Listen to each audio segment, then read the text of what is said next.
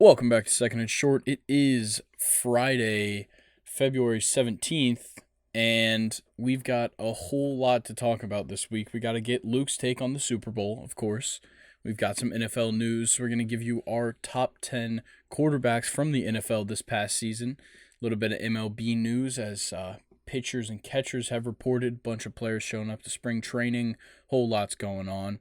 We're going to talk Champions League now that we've got, a little bit more space to talk about more soccer. We're going to bring into the Champions League, and then we're going to, of course, Premier League weekend preview, and then we'll end it out with Do You Remember and Stake Your Claim. So, Luke, let's go ahead and get into it. What was your take on the Super Bowl? How'd you think, players did? How'd it go? How'd you like the overall game? I thought that was one of the greatest football games I've ever watched, Grayson. I think that at the end of the game, it was both teams deserved to win with the way that they played. I would say, it really did all come down to that fumble six. I think, and that's just how good this game was. It came down to that one mishap and that one defensive touchdown on the Chiefs, which they really needed, in my opinion. But shout out Jalen Hurts. Last time on the podcast, Grayson, we did our top five Super Bowl performances of all time, like single player performances. Jalen Hurts would have made my list if we would have done it afterwards because holy shit, Grayson. Yeah, he had quite the game. And, the key to his success there, not only in the air, he threw over 300 passing yards, but the QB sneaks and everything else, in between, just he looked amazing. But yeah, it kind of sucks. We talked about it on Wednesday's episode that it kind of sucks that the best player in that game also made the most, crucial mistake. Yeah. Just on the positive note, though, 304 yards and a touchdown, which was way more than Patrick Mahomes, I might add. 15 carries, 70 yards, and 3 touchdowns. He had 4 touchdowns in this Super Bowl. He accounted for every score except for one of them, the Eagles, but he was amazing. He would have been the obvious Super Bowl MVP, if the Eagles had won. But Jalen Hurts was awesome. The play to AJ Brown was great. I remember you and I were texting each other during the Super Bowl, kind of giving each other back and forth. Banter.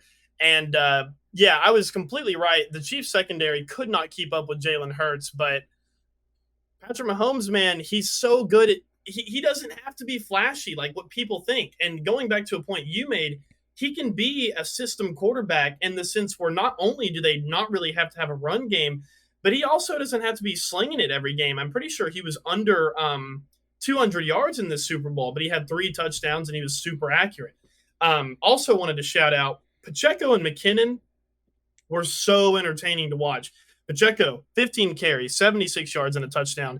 McKinnon didn't really do so much, but he could have had the touchdown. Instead, he slid on the 1-yard line. He had 4 carries, 34 yards, no touchdowns. 3 receptions, 15 yards through the air, also no touchdowns. But the running backs on the Chiefs really impressed me. Yeah, Pacheco was extremely good in that game.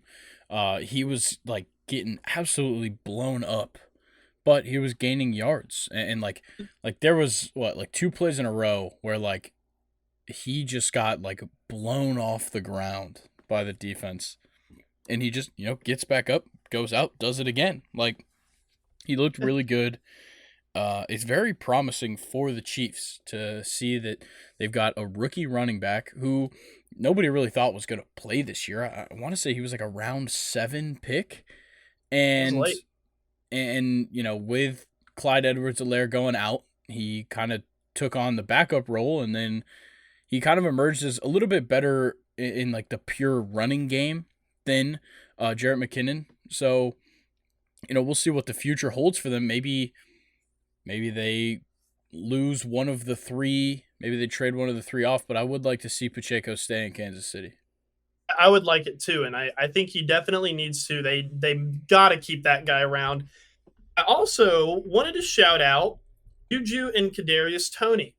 We both said in our Super Bowl preview that we would like to see, because you and I were under the assumption Travis Kelce, he's obviously the best at his position, but we were under the assumption that he was going to get kind of taken out of the game.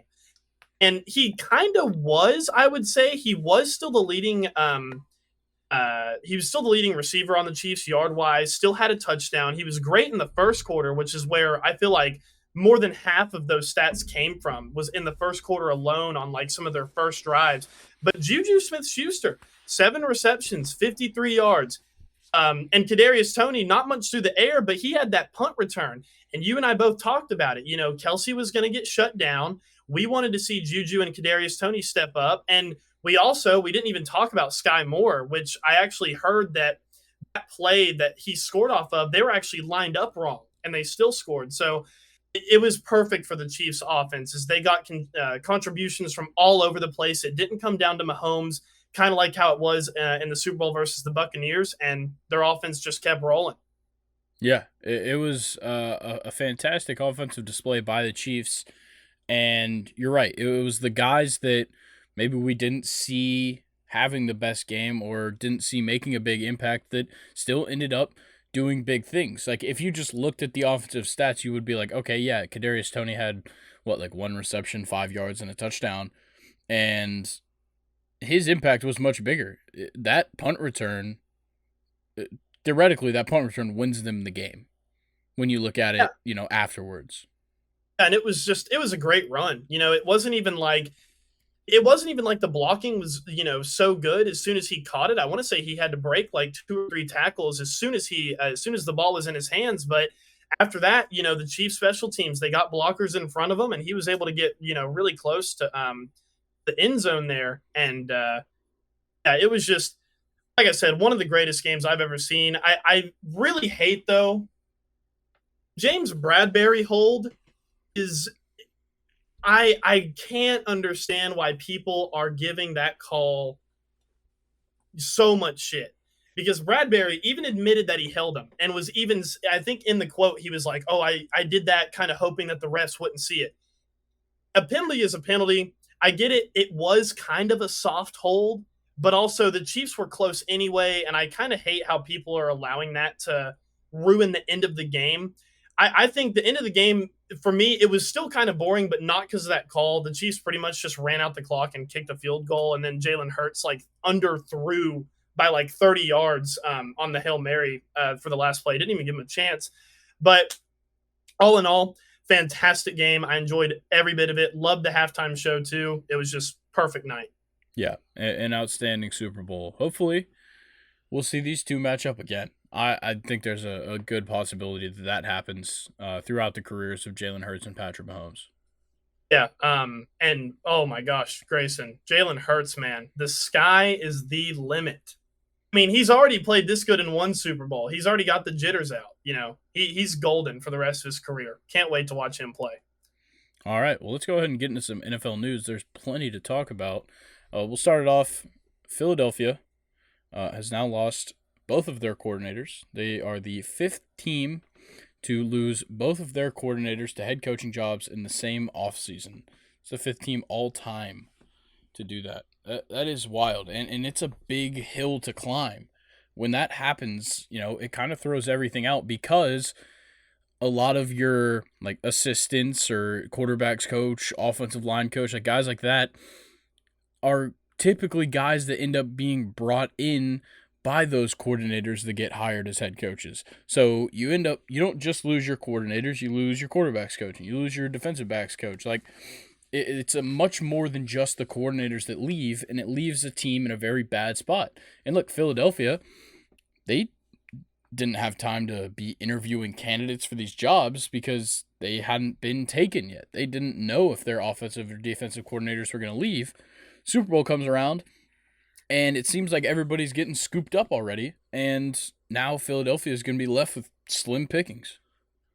Yeah, that's just I guess it's just kind of the business. It's unfair, and everybody else was, like you said, their offseason started earlier. They're already kind of making these moves, picking up these guys, and Philly loses both their coordinators, and it sucks for them because I'm sure as a Philly fan, with how well they played and how consistent they were on both sides of the football, they probably wanted to keep that same group around. And, they've lost both of them. But they have a great head coach, and I'm sure they have, pretty good eyes as far as, who could take over those jobs. And I think they'll be okay, but it definitely does put them in a shitty situation. Yeah. And let's talk about the Super Bowl winning team. The Chiefs became the fourth team in NFL history to record over 7,000 total yards in the season, and they are the first of those four teams to win the Super Bowl in that year. Yeah, it makes sense. That offense was rolling, and they even kind of, I mean, they lost Tyreek Hill too, and replaced him with Juju, and their offense just seems even maybe not as flashy, but it seems even more efficient than it ever has been. So the sky's the limit for them. For sure. All right, well, let's talk about this just to get it out of the way. Alvin Kamara, back in the news. Him, among four other men, were indicted in a battery case stemming from an alleged assault at a Las Vegas nightclub back in February of last year. I believe it was around the Super Bowl time, maybe, or Pro Bowl. I don't really remember. I want to say it was like well into the off season, but I don't know. I I don't could know. be wrong. It was back in February of last year, so I'm not too sure. But Okay. um, yeah, so it's Alvin Kamara and then Cincinnati Bengals cornerback Chris Lamons, along with two other men, were indicted on these charges. It's just we come on here every week, and it seems like somebody else is getting in trouble, and Yeah. it seems to be like stars. We talked about it with Joe Mixon, just a couple of weeks ago, and that story's weird. We don't really know what's coming out of it. I doubt anything will from the way it looks. But with this one, it's gone very far now, and it's to the point where Kamara could be facing actual charges. So it just brings us again. It's like, okay, you know who you are. You're Alvin Kamara. You're the starting running back for the New Orleans Saints. You have a huge contract.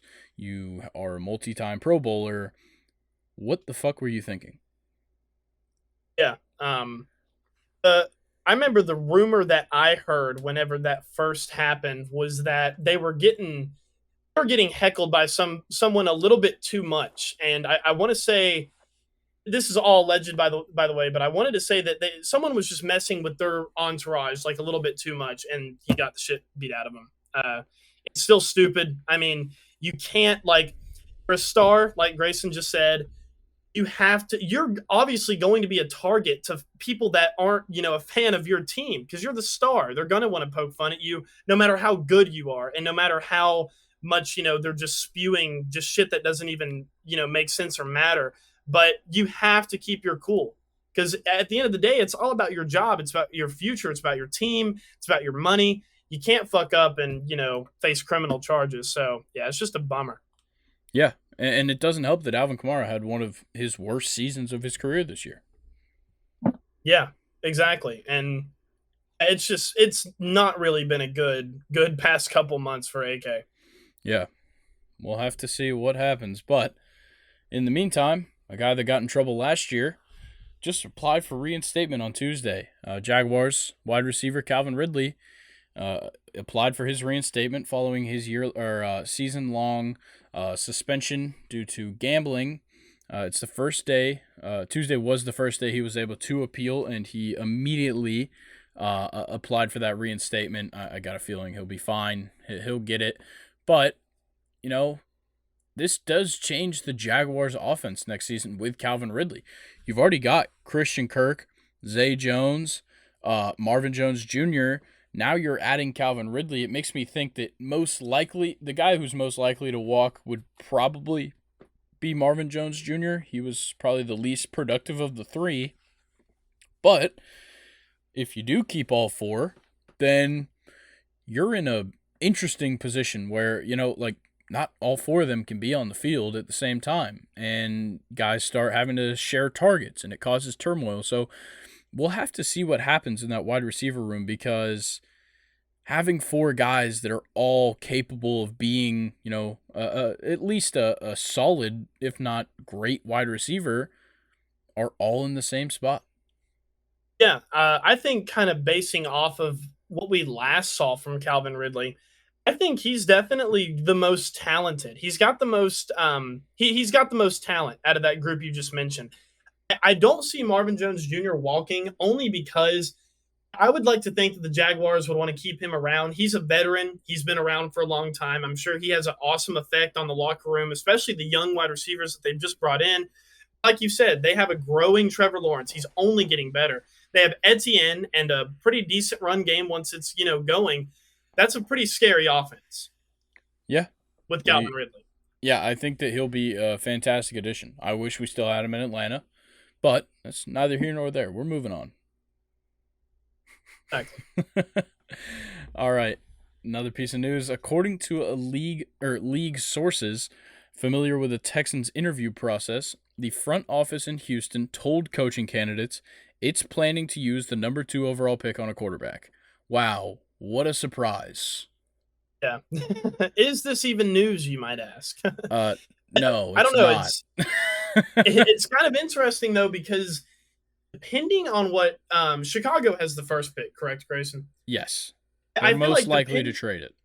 Yeah, depending on what they do, depending on who wants to take that trade, I think the Texans have an interesting pick here because if the first pick doesn't go to a quarterback, they have a plethora of options in the draft, and I don't know, who do you take? Who do you take if number 1 doesn't take a quarterback, Grayson? Oof, this is the question. Yeah. And I need to see pro days and combines to like truly give my answer.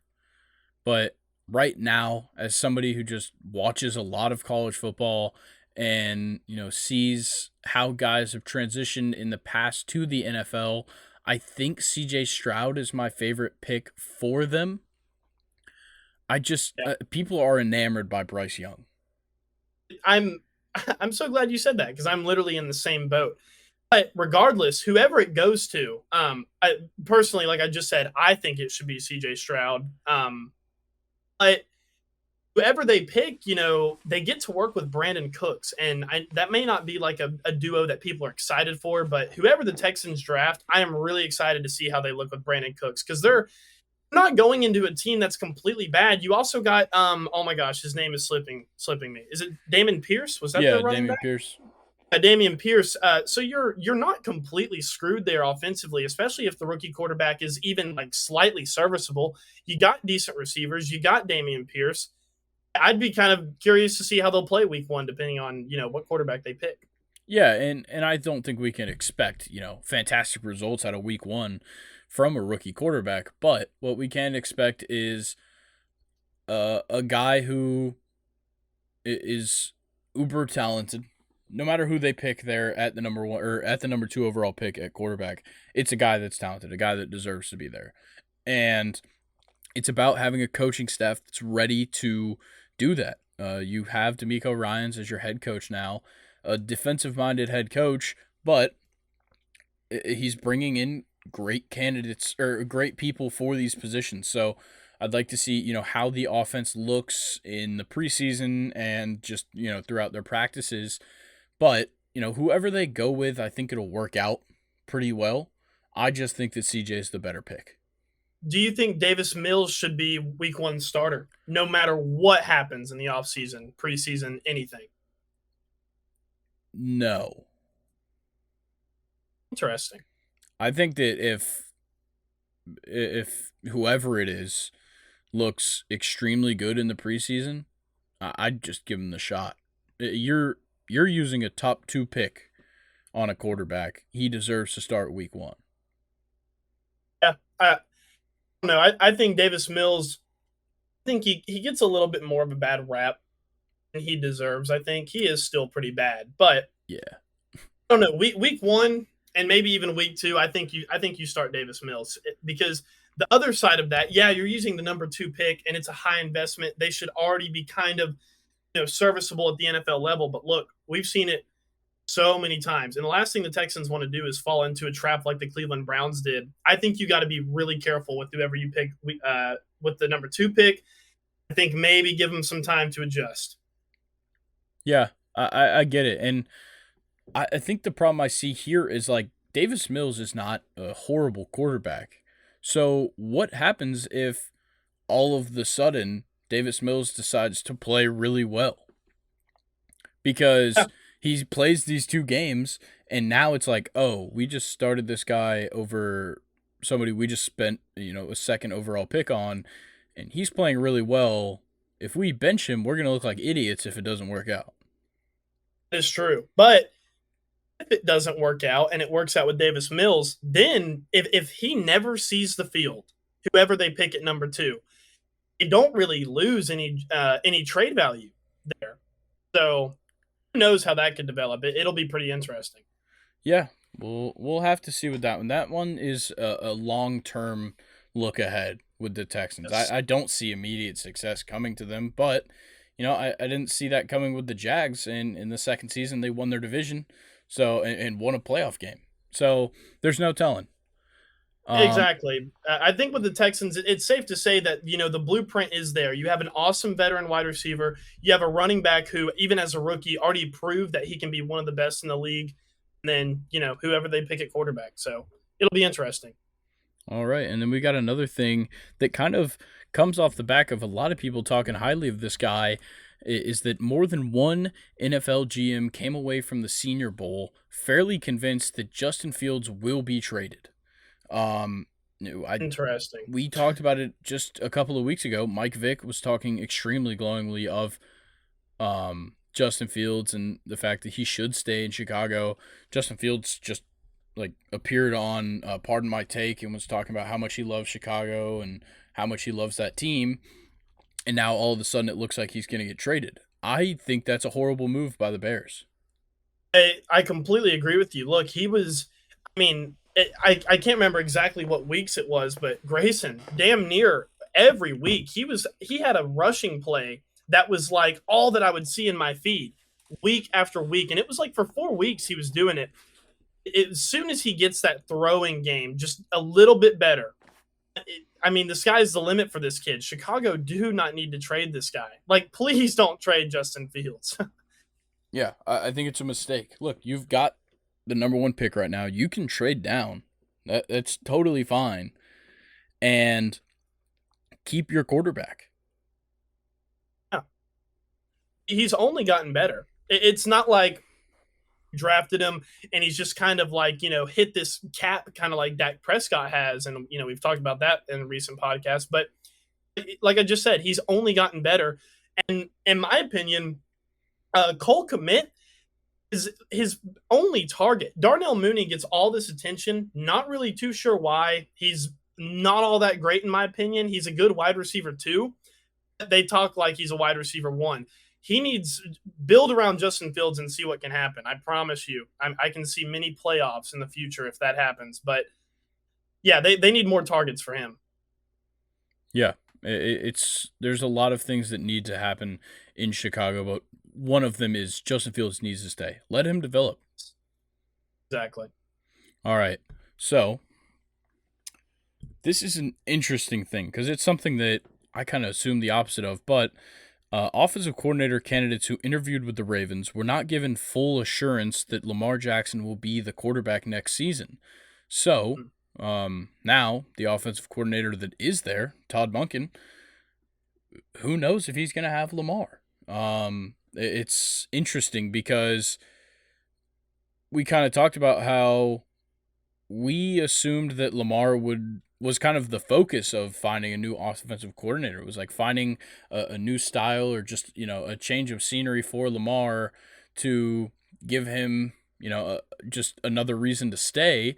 And now the guys they've interviewed aren't even sure that Lamar's going to be there. Yeah, really interesting situation. But Todd Monken, awesome pickup for Baltimore. Of course, a little bit biased opinion coming from a Georgia fan, but Todd Monken is the type of offensive coordinator that I think if Lamar stays with Baltimore, not only are you looking at a playoff team, especially if Lamar's healthy, but I think you will see drastic improvements in Lamar's passing game. And people will probably stop talking about him as a running back. I think Todd Monken can really help out the arm of Lamar Jackson. Yep, I agree. And another interesting coaching thing, Rex Ryan has emerged as a top candidate for the Broncos defensive coordinator job per Ian Rappaport and Mike Garofalo. Rex Ryan, who's obviously been at ESPN after being fired by the Bills in 2016, and I don't know how I feel about this. The guy's been out of the league since 2016. That's 7 years now. Do you really want to bring him back as a defensive coordinator? I know Sean Payton, he's a little bit of a old school guy now at this point. Yeah, I get, bringing some guys that coached in the same time as you, but I feel like you need fresh faces. I agree with that take, but I don't know. I love Rex Ryan a lot. He's an awesome personality, and let's not forget, Jets team, everybody likes to meme Mark Sanchez, but Mark Sanchez played in the AFC Championship game. Of course, lost to the Steelers. We've talked about that in our favorite championship games. But Rex Ryan was the head coach of that Jets team that almost made it to the Super Bowl. And I will add that in the AFC Championship game, they were looking like they were going to make a comeback against the Steelers in Pittsburgh. Rex Ryan is a tough head coach. He's defensive minded. I think these Broncos players would really flourish under Rex Ryan as their defensive coordinator. But to your point, that AFC Championship game was over 13 years ago. So who knows how it would play out, but I personally like it. I love Rex Ryan. Yeah, I don't think it would be a bad move. I just think that when you bring in a bit of an older, more experienced head coach, I think it's a good idea to go young on your coordinators. Allow those coordinators to learn something from the head coach, and they're a little bit more impressionable so that, when Sean Payton takes this leadership role, these guys kind of follow suit and are fully influenced by their head coach. Look, Rex Ryan, he's been a head coach for many years, and he's been a defensive coordinator. So, why would he has nothing to learn from Sean Payton. It'd just be like he's running the defense and Sean Payton's running the team. Yeah, that's a fair point. All right, well, new Dolphins defensive coordinator Vic Fangio has officially signed his contract, and the organization announced that he is on board. I think that the Vic Fangio move is a solid pickup. I know I just talked about how picking up guys that have already worked for a while and had head coaching jobs isn't the best, but for a Dolphins team whose defense is just was really the bad spot for them last season, picking up a guy with experience does make sense. Yeah. Yeah, you don't really want a young guy to kind of like take over and build with the defense. I think if you have a struggling defense, what you need to bring in is you need to bring in defensive players who have been around for a while, but also a defensive coordinator who's been around for a while. And I think it's a great pickup for Miami as well. All right, we got a fun one here. So Melvin Gordon was talking about winning his ring with the Chiefs, and he was quoted as saying, "I didn't do shit. I got carried, baby." I don't know. It's a fun quote, but ever since he held out with the Chargers, he has just never been the same player, and it's just kind of like, I don't know. I don't know why he's happy about that. I mean, he's a Super Bowl champion, but what he used to be to what he is now, I mean, we're miles away from prime Melvin Gordon. It just kind of sucks. It does suck, but at the same time, like he's a Super Bowl champion. There's not very many people that can say that, and now he's won, and it doesn't matter. At this point, I think Melvin Gordon understands, like, hey, I'm not the best running back out there. I'm not even a top 30 or top 60, really. And he's just going to, take his victories when he can. And a Super Bowl ring is a Super Bowl ring, something that he will remember for the rest of his life and will have for the rest of his life. you take your awards and your statistics to the grave. It's true. But I don't know. Kind of thinking about it now, though, I think going into next season, I would like to see Melvin Gordon and kind of like join like a trio with Pacheco and McKinnon. Melvin Gordon is a little bit more experienced. I think he's a little bit different than Pacheco and McKinnon. I think those are more kind of elusive guys. Melvin Gordon's kind of more of your power back guy. I think he could contribute in an offense in a Chiefs offense next season, but who knows? I guess he's fine with getting carried, so be Hey not. man, whatever floats your boat. Now, the Chicago Bears purchased 326-acre land Arlington Park, and it is now official that transaction is over. So now the Bears are just one step closer to moving out of downtown Chicago.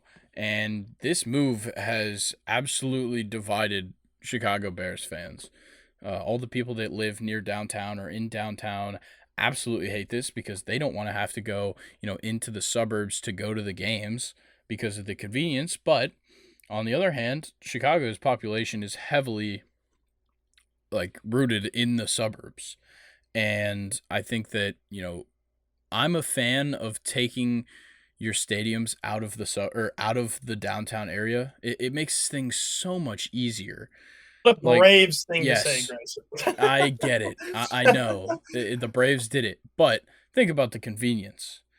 I know, yeah, we live on the north side of Atlanta, but and that's where the Braves moved to. But regardless, would it not be easier to go to Mercedes-Benz Stadium if it was outside of downtown? That's an amazing point, but I don't know. I kind of like the stadiums downtown. I think it offers like a little bit, it offers like a unique piece to the city. But I can totally understand why Chicago fans are, divided about this. This stadium was opened October 9th, 1924. And it was only renovated in 2002, and that took till 2003. It's been around for a long time. And I think, for a lot of the classic Cubs fans, which, the Bears, and, they're out there, Grayson. And it sucks for them. But as, people who live in North Atlanta, we can contribute to the fact that, when stadiums are not downtown, it's a little bit cooler. You can kind of build a city around it, like the Battery with Truist Park. So it offers something a little bit more cooler, I think. Yeah, and I think the biggest benefit here is that the team said that this development in Arlington Heights could create more than 48,000 jobs and generate $9.4 billion in economic impact for the Chicago area. And the city of Chicago tries and have tried multiple times to keep the Bears at Soldier Field. But I just think that at this point, if you're playing in the North, you probably need a dome. You think so? Yeah. Even Justin Fields said it himself. He said that he wants Chicago to play in a dome. Well, he did grow up in Kennesaw, Georgia. So That's fair. I don't know the snow games, man. You think the Packers football in December would be the same without oh my god, I'm blanking. Or what is their Lambeau? Fuck, I couldn't think of their name. I think snow games at home for Packers fans, like they gotta love that shit. I'm sure I the think players it's don't. great. But you also run into a situation like the Bills did where it snowed so much that they had to play in Detroit. Yeah, and to another point though, I don't know if you remember. This is a long time ago. Do you remember the in the Viking Stadium? This was before US Bank Stadium. It was a dome, and it actually collapsed with how much snow they got. Like the whole roof just fell in. Yeah, I think that's just poor construction. Like the way that one was set up was horrible, and Yeah, it made a lot of sense why it collapsed. It probably needed to, honestly. yeah. But, with what stadiums look like now, you could do a Mercedes Benz type retractable roof. Multiple other stadiums have it, That's a and good point. it would most definitely work. Like, if you want to open up the roof, you can. If you don't, you don't. Like it doesn't matter. But look, I don't care for snow games. Really. Yeah, like yeah, they're exciting to watch. Kind of if you like to watch a team run the ball a lot and slide a lot.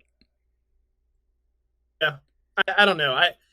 I think it's good that Chicago. It sucks that Soldier Field won't be their home anymore because it's old. It's got a lot of history. It's got Super Bowls that have been not won there, but won as the team has played there. But I think it'll overall be a pretty good move for Chicago. Yeah. All right. Well, I got a fun fact here. Since 2010, only one coach under 50 years old has won a Super Bowl, and that being Sean McVay at the age of 36. So, Luke, I pose this question to you. Do you think that this is just a little bit of proof that maybe hiring young head coaches isn't your best option at all times? Well, I think you're asking the wrong guy because Mike Tomlin was not old when the Steelers hired him. And obviously, this status since 2010. But I want to say that Mike Tomlin was also super young whenever he won against the Cardinals in Super Bowl 43. I don't know. Because, like, if you get the rare case like Mike Tomlin, who they can stay with the team forever and, kind of, I would say, get better as far as like their play calling, their football mind is being built over those years with the same team. I like hiring young head coaches, but at the same time, to your point, the stat is the stat. So I don't know, kind of torn about this one. Yeah, like, among those coaches that have won Super Bowls recently, being Andy Reid, Belichick, Doug Peterson, amongst others, it kind of does make me think that, the experience you get from head coaching for a long time is, it's priceless. And those three guys I just named are all fantastic head coaches. Of course, they've won Super Bowls. You have to be a pretty solid head coach to do that. But it's also guys that spent a lot of time working up to that position. Not all of them started as head coaches like super young and just have been head coaches this whole time. Andy Reid, he was a coordinator for a very long time. The same with Belichick. He, didn't become the head coach of the Patriots until late, was it late 90s or early 2000s? I want to say it was early 2000s. Yeah, so I just think that it takes experience to be a top tier head coach, because we see Zachary Taylor, obviously Nick Sirianni this year, like guys like that. Yeah, they have fantastic teams, but coaching is what separates the winners from the losers. Yeah. I really don't have much to add to that. It's just I don't know. I kind of like the idea of striking gold with a young guy and letting him be your head coach for as long as he can be, honestly, and keeping him around for a long time. I like the kind of like tradition and stability route, but at the same time, it's pretty rare for those young head coaches to find success right off the bat. So I don't know. Like I said earlier, I'm pretty torn about this one. I don't know how to feel about it. All right. Well, let's move on to this one. This one's a bit interesting. So, this came, Chad Henne went on the Adam Schefter podcast, obviously hosted by Adam Schefter himself, and they were talking about, what has Chad Henne, seen in his years as a backup quarterback for so long. And Adam Schefter mentioned superstitions, and Chad Henne said that Patrick Mahomes is so superstitious that he has worn the same pair of red underwear for every NFL game he has played. Interesting. Were you like that when you were playing baseball? Not to that point. I I never don't think I changed ever my did anything. sunflower seed flavor if we were winning. Okay, yeah. So I mean that's something, but every NFL game. So what? He's been in the league since well, every NFL game that he's played. So when did he start? 80 Was it games. He's 2018? played 80 games. When was he drafted? 2016, maybe. Okay, so his first season would have been 2017. That's a lot of games with the same underwear. Yeah, it sure is. And, this one actually, I know of players that do something similar. Freddie Freeman has an undershirt that he wears. So he wears this like long sleeve shirt typically under his jersey. And then over that long sleeve shirt, he has this absolutely ripped up, trashed, like dry fit shirt. And then he has his jersey on. Funny. I And can say he has worn it for every single MLB game he's played. it's insane. Whenever I played soccer, I don't think there was anything I did the same. Really don't think I don't think I did anything the same. I just played. All right. Well, I just thought that's so weird. The underwear one, at least. Because, like, a lot of guys, they wear, like, a wristband or, something like that. Underwear is interesting because, yeah, maybe he's only wearing them once a week for, a couple month span, but it's still kind of weird. I wonder what I wonder what that underwear looks like now. There's no way. There's no way that he's kept it pristine. I mean, he's a fucking football player. Yeah, they've got to be getting beat up. Yeah. All right, well, let's talk about an interesting thing that happened. I had no idea about this until I saw it show up on my feed. Former Eagles safety Chris Maragos won a $43.5 million verdict on Monday due to the manner in which his 2017 knee injury was treated. A couple players were witnesses at the trial. So this is via CBS Philadelphia. A local jury entered the verdict against Dr. James Bradley in Rothman Orthopedics. The case arose from the treatment of the knee injury in October 2017. Maragos alleged the doctors failed to properly treat a meniscus tear in his knee. The injury had been diagnosed and treated as a torn PCL. Bradley is the Steelers' team surgeon. Rothman Orthopedics provides medical services to Eagles players, and the witnesses in the trial included former Eagles quarterback Nick Foles, former tight end Trey Burton, and former Eagles linebacker Jordan Hicks. They were quoted. Maragos was quoted as saying, "On Sunday, my team played in the Super Bowl, and I could only watch and wonder whether I could have been out there with them had I received the proper medical care. While I live in constant pain and will never get back on the field, I hope this decision sends a message to teams' medical staffs that players are people, not just contracts." Interesting. This is a tough one to see because we talk very often about the, miracles that, NFL medical personnel do. We talked about it with the Damar Hamlin situation a ton where, if it weren't for the people on the field responding so quickly, who knows what could have happened. And, we see it with a ton of guys, but it's something that you don't see as much in professional sports, the mistreatment of injuries. And it is horrible because, yeah, like Maragos was said, he could have been playing in this Super Bowl if it weren't for how, things went back in 2017. Yeah. Even to kind of add to that, the other side of it is you have cases like Maragos and cases like Tua, where he was kind of questionably cleared to play again and ended up having like a similar, head hit the ground and everybody was freaked out again. I don't know. They're definitely under more of a microscope now, and I'm talking about the medical personnel than they ever have been. And I don't know. It's just kind of interesting how the NFL has changed as far as like injuries go, and as far as like how we either praise or scrutinize medical personnel. But a very unfortunate situation for Maragos, though. Yeah, and there's some interesting details to go along with this. And there's plenty of stuff that you guys can read up on to figure out what's going on. But if we do hear anything about it, we will definitely update you. Let's get into this. So Brian Johnson, the Eagles offensive coordinator, is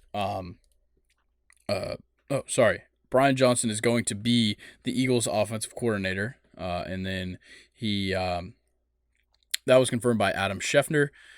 He mentioned that Vance Joseph is a defensive coordinator candidate, and I think he would be a great pickup for the Eagles. So Brian Johnson, I totally forgot to put in his background on here, but I'm going to look it up right now. He was with... Oh, he was their quarterbacks coach. I knew that. I'd seen that he was linked to a couple of jobs in college football. So a straight promotion, inside promotion for Brian Johnson. It's a great move. Quarterbacks coach going into offensive coordinator spot, a very normal path. Vance Joseph would be a fantastic pickup. He's got a decent amount of experience in the NFL and a pretty successful guy when it just comes to operating a pretty solid defense in his years as a coach. Yeah, I'm just looking at Brian Johnson's wiki right now. He's 36 years old, which is pretty interesting. He went to Utah, and I think I don't know what position he played, but he was the 2009 Sugar Bowl MVP. Utah killed Alabama 31-17. That's very interesting. I believe he was a quarterback. For as much as he spent time as a quarterbacks coach, I'd assume he was. Yeah, no, he was a former quarterback. So another young guy joining their head coaching trio. Or not head coaching, but their coordinator head coach trio there. That's interesting. Yeah, I think it's a solid pickup, and we'll have to see who they officially hire at DC. Vance Joseph would be a great option.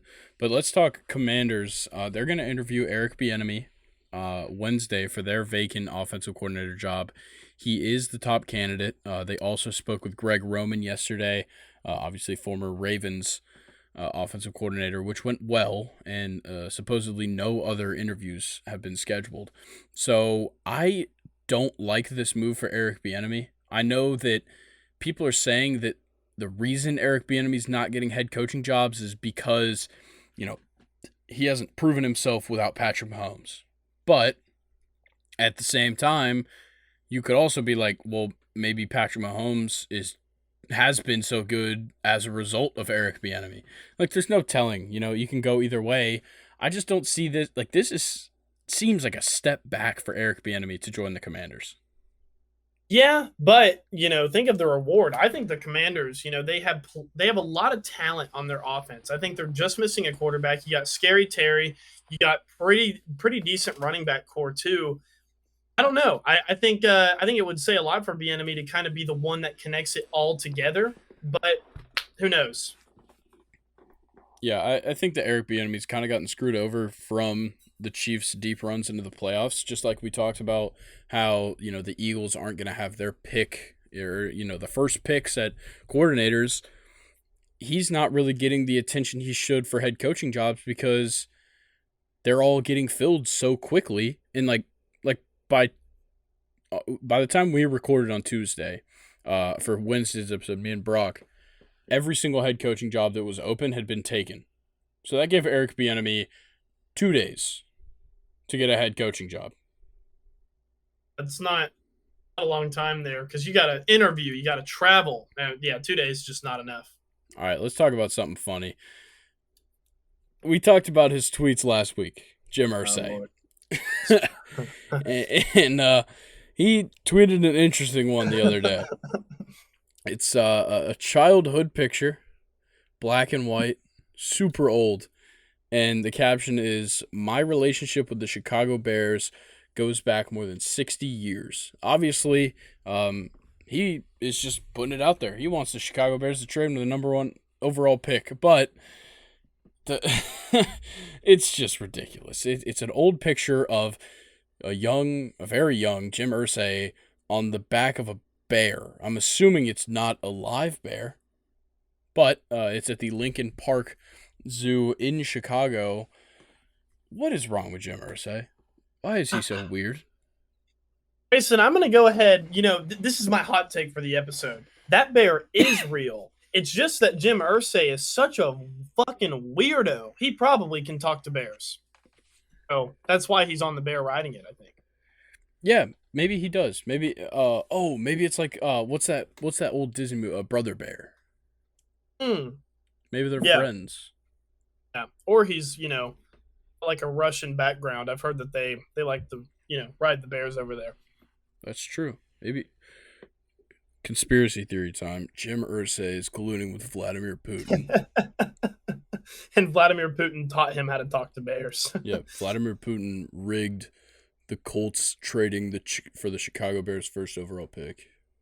All right, yeah, Oh I'm done gosh. with that. I'm not getting into that conversation. All right, Carolina and Indianapolis discussed prominent offensive coaching roles with ESPN's Dan Orlovsky, but he opted to remain at ESPN. What do you think about this? Because I've grown to like Dan Orlovsky with his work at ESPN. Yeah, he's an awesome personality on the network. I love listening to him. It's always fun to watch him go back and forth with Stephen A. Smith, and it's fun to watch him talk and give sports breakdowns and other shit like that. But I don't know. He doesn't have the best record as far as like playing, the actual game of football goes. So maybe it's a good idea that he was, remaining to stay at the network. I'm not really trying to doubt his football mind. He just doesn't have when I think of Dan Orlovsky as a player, I think of kind of a meme. So Yeah, maybe when it's a I good think idea that of he him, decided. all I can think of is him stepping out the back of the end zone. Yes, yes, That is Dan Orlovsky's career in a nutshell. yeah. One All right, play. we're gonna round out this NFL news with something a little bit fun. It's not really news whatsoever. A Redditor posted this. It is an offense and defense of two rosters, one being the NFL's worst of the worst, one being the best of the best. It is criminals of the NFL versus Walter Payton Man of the Year winners and finalists. We'll just talk about the important matchups here. So Deshaun Watson and John Elway at quarterback. So John Elway, of course, a Walter Payton Man of the Year winner in 1992, and Deshaun Watson, of course, a criminal. Yeah, he loves massages. Sure does. And then at the running back one, solid. The running back for the Walter Payton Man of the Years, of course, Walter Payton. And then the running back for the criminals, the Juice, O.J. Simpson, double murderer right there. Yeah, glove didn't fit. Actually, I have a question for you, Grayson, because I don't know the answer. Why did they name the award after Walter Payton? He did a ton of charitable things throughout his career, and afterwards, so they gave it that name. Oh, cool. Literally never knew that. No worries. All right, and the running back twos. Great matchup right here. Walter Payton Man of the Year team, running back two, LaDainian Tomlinson, one of the best of all time, versus another one of the best of all time, kind of the first amazing running back of all time, Jim Brown. Domestic violence is his crime. This is a solid matchup. I think I'm taking Jim Brown on that one. Really? I'm going Yeah, LT. dude, I love that old style, because they didn't even throw the ball back then. No, they did not. All right, we'll talk wide receiver ones here too. Walter Payton Man of the Year team, they got Chris Carter. He won it in 1999. Wide receiver one for the Criminals, Michael Irvin. Cocaine possession? You got to take Michael. Listen, every time Michael Irwin talks, I think it's hilarious because like the only thing that I can think of, Grayson, is I would just love to hear him read a page of Harry Potter. I don't think he could do it. Well, look, I don't love the way that he talks to women in hotel lobbies, so we're going to move on. All right, tight end. It had to be done. All right, Walter Payton Man of the Year finalist, Greg Olson versus Aaron Hernandez. That one kind of explains itself. Yeah. It's got to be Aaron Hernandez. You think so? No. Okay. All right, this one is an interesting one. So, offensive tackle, you've got Andrew Whitworth, won it in 2021, and Jason Peters, but his charges, resisting arrest and drag racing. Okay, that's just cool. That's not a crime. Exactly. I thought the same thing. And then you've also got the punter matchup of A.J. Cole, a finalist for the Walter Payton Man of the Year, and Pat McAfee for public intoxication. Didn't fucking Pat McAfee like swim in a river or something? Like when Yeah, in this public intoxication, what a legend. I believe so. That one's interesting. All right, let's talk linebackers. Mike Singletary for the Walter Payton Man of the Year, and who else but Ray Lewis? This one's an alleged one. He did not get convicted of this, but murder. It's highly believed that either he did it or one of his friends did it. Yeah. Atlanta too, right? I believe so. Yeah. And Interesting. then let's talk defensive end as well. J.J. Watt, 2017 Walter Payton Man of the Year winner, and Frank Clark for felony gun possession. You got to take J.J. Watt. The guy's a Hall of Famer, but pretty cool. What felony gun possession? Oh man, my favorite. You gotta read Pac-Man Jones. I did, and I was about to get to that one. So at corner, you got Charles Tillman won it in 2013, and Pac-Man Jones's crime is just yes, he did all of them. I think his most recent one before he started podcasting was I think he spit on a cop during an arrest. So It's not surprising. yeah, he's a demon. I didn't even see this one. The defensive tackle, you've got Joe Green, as in Mean Joe Green, winner of the Walter Payton Man of the Year in 1979 against Ed Oliver for a DUI. Wow, It's a solid matchup. that is. I'm taking Mean Joe Green, though. Me too, obviously. Easy. All right. Any others you see on there that are fun? Um, Michael Kendricks versus Junior Seau. Junior Seau, Walter Payton Man of the Year award in '94. Michael Kendricks, insider trading. Interesting. Wow.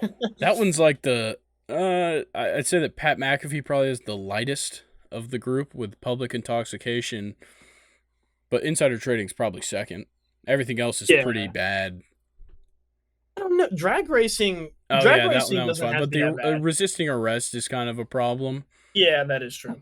Insider trading doesn't hurt anybody. Mm. All right, we're done. We're done with that. All right, let's talk our top 10 NFL quarterbacks from this season. Obviously going 10-1. Dude, the bottom half of this list in general was so hard to pick. Yeah, me too. There was some fantastic quarterback play throughout the league this year. A lot of surprise guys as well. Yep. Let's go ahead and just get it started. Number 10, who you got there, Luke? I went with Trevor Lawrence. I like that. Go ahead and give me And why. the reason it wasn't okay, so there were two guys that I think could have taken this top 10 spot, and I guess I'm kind of go ahead and giving it away, or at least a little bit. Justin Herbert didn't make my list, and Brock Purdy didn't make my list. They both were up for grabs with the 10 spot. With Brock Purdy, I just don't think he played enough. He was awesome, but didn't log enough games for me. Justin Herbert, he was second in passing yards on the season, but he had the same amount of touchdowns as Trevor Lawrence and two more picks than Trevor Lawrence had. Trevor Lawrence had 8, Justin Herbert had 10. And for this one, I thought about it for a long time. It wasn't an easy decision to put Trevor, at 10, but I just felt like watching Trevor play, I think he gave his team a better chance to win than Justin Herbert did, especially in the second half of the season. I like that take. I can agree with that. What'd you get? All right, at number 10, I got Geno. This was a tough one because, he didn't have a fantastic year, but almost a 70 completion percentage, 4,200 yards, 30 touchdowns, 11 interceptions. That is a fantastic year. He was one of few quarterbacks with an over 100 passer rating this season. He deserves to be in the top 10. He was fantastic on a team that was not supposed to do good at all. And Grayson, Geno's actually my number 9. The reasons you just said, look, he had a decent amount of passing yards. He had 30 touchdowns, 11 picks, like you just said. Geno was awesome. He wasn't supposed to be this good, but he played this good. I love my Geno pick at number 9, and I think I'm glad that he made your list too. He deserved to be in the top 10, I think. All right, well, my number 9, Trevor Lawrence. Oh, wow. That's interesting. So, just like you said, Trevor Lawrence, a fantastic year, and he really showed out. Look, a second-year quarterback wins his division, a really hard-fought season, comes out and wins a playoff game as well. Like, a fantastic season for Trevor Lawrence. It's kind of only up from here, and I think he really separated himself from a lot of other quarterbacks in this league, especially guys that are kind of in that same like young. Obviously, the young talent of quarterbacks right now is ridiculous because there's guys way above him on this list that are all similar ages, a little bit older, but I think he really separated himself from kind of that middle of the pack age. The guys like Dak Prescott, Garoppolo, Kyler Murray, those kind of guys. He really separated himself from them. And that's why I saw so much value in his season this year. I like that take. You ready for my number 8? Yeah, let's hear it. I went with old Kirk Cousins. Kirk Cousins. He had like 4,547 passing yards, 29 touchdowns, 14 picks, which really sucks. Actually, out of my entire top 10, he's tied for the most picks on this list in my top 10. He's tied with Josh Allen. Kirk Cousins, look, when he plays well, that Minnesota offense, and you and I can attest to this, is phenomenal. The reason he wasn't higher is because he is inconsistent as hell. But I'm just kind of like, he only made my list because of how good they are when they are good. I like that. Yeah, that's a solid reasoning for it. My number 8, kind of an interesting pick here, is Tom Brady. So it didn't look, if you just watched the games, didn't seem like Tom Brady had a great year. And, of course, he attempted a shit ton of passes, but third in the league in passing yards at 45 years old is nothing to scoff at. 25 touchdowns. He kept it to 9 interceptions. That's, a little bit of damage control. And only got sacked 22 times with all the injuries on his offensive line. He was getting very good at just getting the ball out. A situation that he's not really been in a lot. He's always kind of had a solid offensive line. So, yeah, Tom Brady comes in at 8 for me just because, he was 45 years old and he was doing it amongst the best. Yeah, and he still made it to the playoffs. Yeah. Negative record or not, he was there. Exactly. Not that they played well in the playoffs, but that's another conversation. This is the regular season. Right. My number 7 is Tua. But what a bummer, because I wish that he got to play more games this season. But look, Tua had 25 touchdowns, which is actually, tied with Trevor Lawrence, who was my number 10, and Tua didn't even play, the entire season. Tua had 8 picks, which is, relatively low on this list. It's, he's not in the double digits, which I think is good, but he also didn't log that many games. 2,548 passing yards.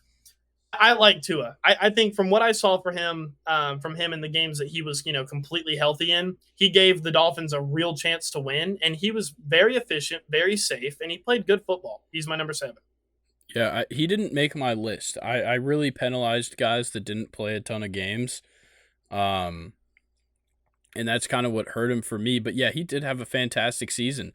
The fact that he was 12th in passing yards with only 13 games played is just a true testament to how well he was playing. But I value, I'm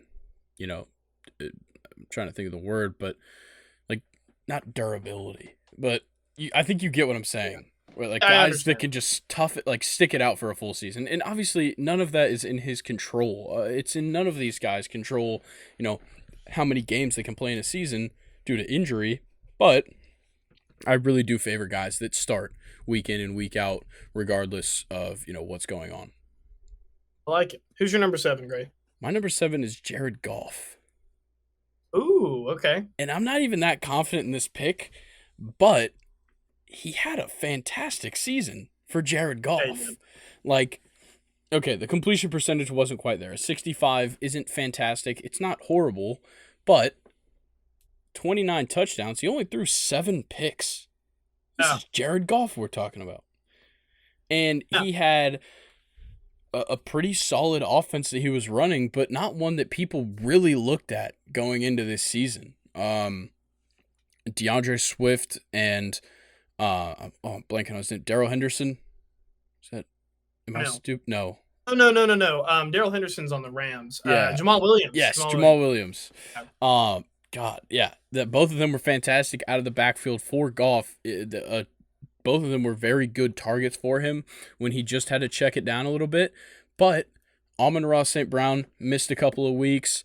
He had multiple guys that missed time. He loses Hawkinson halfway through the season, and he still toughed it out. They almost made the playoffs after being one of the worst teams in the league for the last however many years.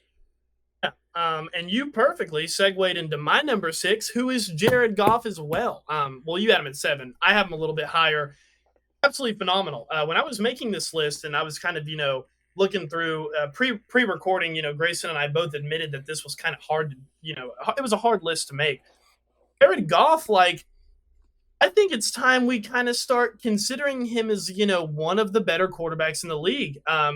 4,438 passing yards. And like you said, 29 touchdowns and 7 picks, which is really low for somebody that played the entire time. He runs a great offense. And that's why he was my number 6. He's fantastic. Yep. A great season from him. My number 6, I'm sure you're going to disagree with this, is Justin Herbert. Oh, wow. I really like what Justin Herbert does. And maybe I'm just blinded by his numbers, but the 4,700, it's good for second in the league, and then 25 touchdowns, 10 interceptions. But with the inconsistencies in the health of his offense, the fact that he was able to produce, at a certain point, his primary target was Joshua Palmer, and his running back, I think it was Spiller, Isaiah Spiller. Like, Right. that's not the offense he should be operating. But he persevered through it. They looked very good. They were the 5th seed in the playoffs. If they weren't in the division with the Chiefs, they would have looked even better. And I really do think that he's showing that he's not just becoming a great quarterback in this league, but that he is one of them already, only into his 3rd year. I don't like that at number 6, but I understand why. But that's okay because you're not gonna like my number 5. I just went ahead and threw Lamar Jackson in there. Ugh. Yeah, I know. Only played 11 games, but uber effective when he was out on the field. And you know what? I would say with only 11 games, 17 touchdowns to finish with, that's not really that bad at all. He also had a top 10 QBR, which, everybody, they like to bring up running back, but this guy can play. And yeah, that's why he was my number 5. See, look, I like the pick because Lamar Jackson's one of the best quarterbacks in the league. But like I said, I valued, how many games you played very heavily. And, obviously injuries are out of the control of anybody. But it's tough to say that, this season Lamar Jackson was a top 10 quarterback because he only played 12 games. What he did in those 12 games, nothing short of amazing. Like, the fact that the Ravens were as good as they were was 100% because of Lamar Jackson. But, like I said, I couldn't value the games played. But we'll go ahead and give you my number 5. Kirk Cousins. He outplayed every single expectation that we've had for Kirk Cousins. Because before the season, everybody's out here throwing Kirk Cousins' name in the mud. He comes out, throws for 4,500 passing yards, 29 touchdowns, 14 interceptions. Is a little rough, but it's Kirk Cousins. You got to give him a break somewhere. And it was with a very solid receiving core, but guys that he could trust, and he's built up trust with these receivers.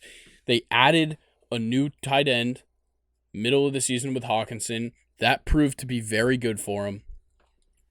Justin Jefferson is probably the best wide receiver in the NFL, and Kirk Cousins is making all that happen. Yeah, I did have him at number 8, but I do like him at number 5. It's just for me, only thing that knocked him down 3 spots was his inconsistency. You know, when they were bad, they were Kirk Cousins bad, but when they were good, I mean, they were rolling. Yeah. He did lead his team to a what 13-4. Yeah. Yeah, there's a so reason they're 13-4, and it's because they have a great quarterback. exactly. But yeah, just the inconsistency is what knocked him down. But I like that take with him at number 5. So all right, number 4. So, oh man, I wanted to find every fucking reason to put Burrow below Josh Allen, but I just couldn't because Burrow can do everything that Josh Allen can do, but Josh Allen, for some reason, loved turning the ball over this season. He's still effective. He had 4,283 yards, 35 touchdowns, which is a lot among this list, but he did have 14 picks. Yeah, that's why Josh Allen is number 4. I wanted to put Burrow at 4 so bad, but no, it had to be Josh Allen. He turns the ball over too much. That's my number 4 as well. Yeah, look, Josh Allen, I'm not even trying to say like he took a step back this year. I think he just got kind of like reality checked. You know, people are starting to get his number. They know he's a threat to run the ball. They know that he likes to throw the ball deep. That was their game plan all season. People just caught him off guard. And it's going to happen. He just has to make adjustments. He could go right back up into that top 3 just after, a great season where he maybe limits the turnovers next year. And, it'd be a whole different story. But the way that offense was run this season just didn't favor Josh Allen, at least statistically. And that's what hurt him for me as well. Yep. So I kind of gave it away, but my number 3 was Burrow. Had around 200 more passing yards than Josh Allen, had the same amount of touchdowns, but less picks. And I think it just kind of comes down to Burrow. Burrow plays a more simplified offense than Josh Allen does, but Joe Burrow can throw, 30 to 40 to sometimes even 50 passes a game like Josh Allen can. Burrow can sling and has the arm that Josh Allen has, but Burrow, even in his short time in the league, is already kind of a better, decision maker. He's a little bit more consistent as well. So, yeah, that's why Burrow was over Allen for me at my number 3 spot. I got Jalen Hurts at 3. And Ooh, it probably seems controversial. It is, bro. It does appear that way. But you a Bengals fan? I do really like this Bengals team. But no, I let me try and find a way to explain this. I'm a traditionalist quarterback kind of guy. I favor passing quarterbacks, personally. It's just how it goes. It's just how I am. And yes, it is exciting to see Jalen Hurts run all over the field. I'm a guy, I think Mike Vick is one of my favorite quarterbacks ever. But it's not, I wouldn't say he's one of the best. And yes, Jalen Hurts can throw the ball amongst the best. So he should do it more. Okay. Is that all you had to say? It's just that, look, with Jalen Hurts, obviously a phenomenal season. 3,700 yards, that's 10th best in the league, 22 passing touchdowns, 6 interceptions. The glaring thing here is he only attempted 460 passes. Everybody else here was over 560 that's ahead of him. That's why the interceptions are higher. And I don't know. Obviously, his running is his biggest attribute. Personally, I believe that. I'm not saying that that's what he's the best at. I think it's his best attribute because it makes people think of him, doing something else. It's kind of what we talked about with Josh Allen. But I just think that Burrow and Mahomes are obviously the two that are left. They're both ahead of him. And I think they distinguish themselves as quarterbacks because I'm just enamored by the throws they make and the consistency they have passing the ball. Okay. I mean, I I agree in the sense that you can argue that Burrow and Hurts at like, 2 and 3 are interchangeable. I definitely get that. But look, Burrow or not Burrow, Hurts is my number two because he doesn't play on the Bengals. No, I'm just kidding. Only a little bit kidding. Look, he had the passing yards. Hurts did. It's really not that bad. I think with under 4,000 yards, 22 touchdowns, really low amount of picks, but 13 rushing touchdowns and almost 1,000 rushing yards on the season. And especially if you take his Super Bowl performance as well, he's absolutely incredible. I think you could be looking at top two dual threat quarterback of all time. I think the only guy that can be argued over Hurts at this point is Fran Tarkington, only because he was like the pioneer of it and the first one to do it back in like the 70s.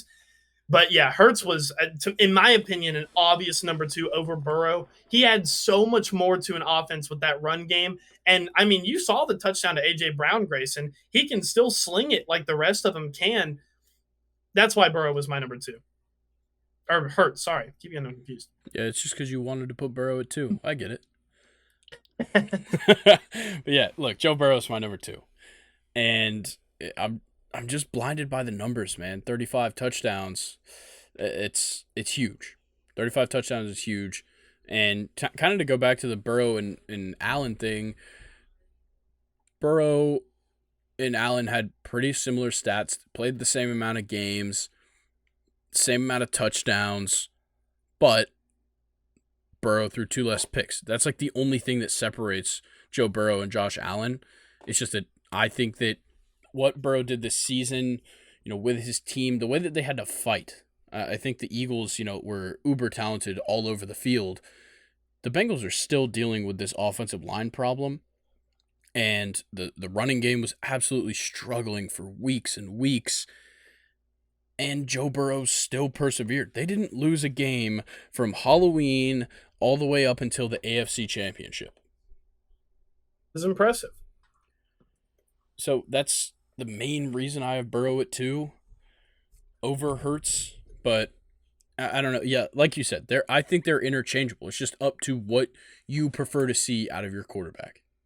Yeah. Okay. I mean, yeah, I think at that point it is kind of just interchangeable, opinion based. But my number one and your number one as well, it's got to be Kenny Pickett. I'm just kidding. It's Patrick Mahomes. Listen, the only quarterback to throw over 5,000 yards, the only quarterback to throw over 35 touchdowns, and he also only had 12 picks, which is the same amount of Joe Burrow. We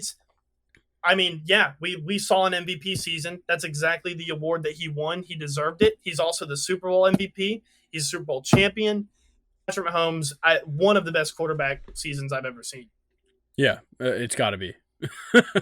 Like, you throw over 5,000, you throw over 40 touchdowns, you're the best quarterback that year. Yeah.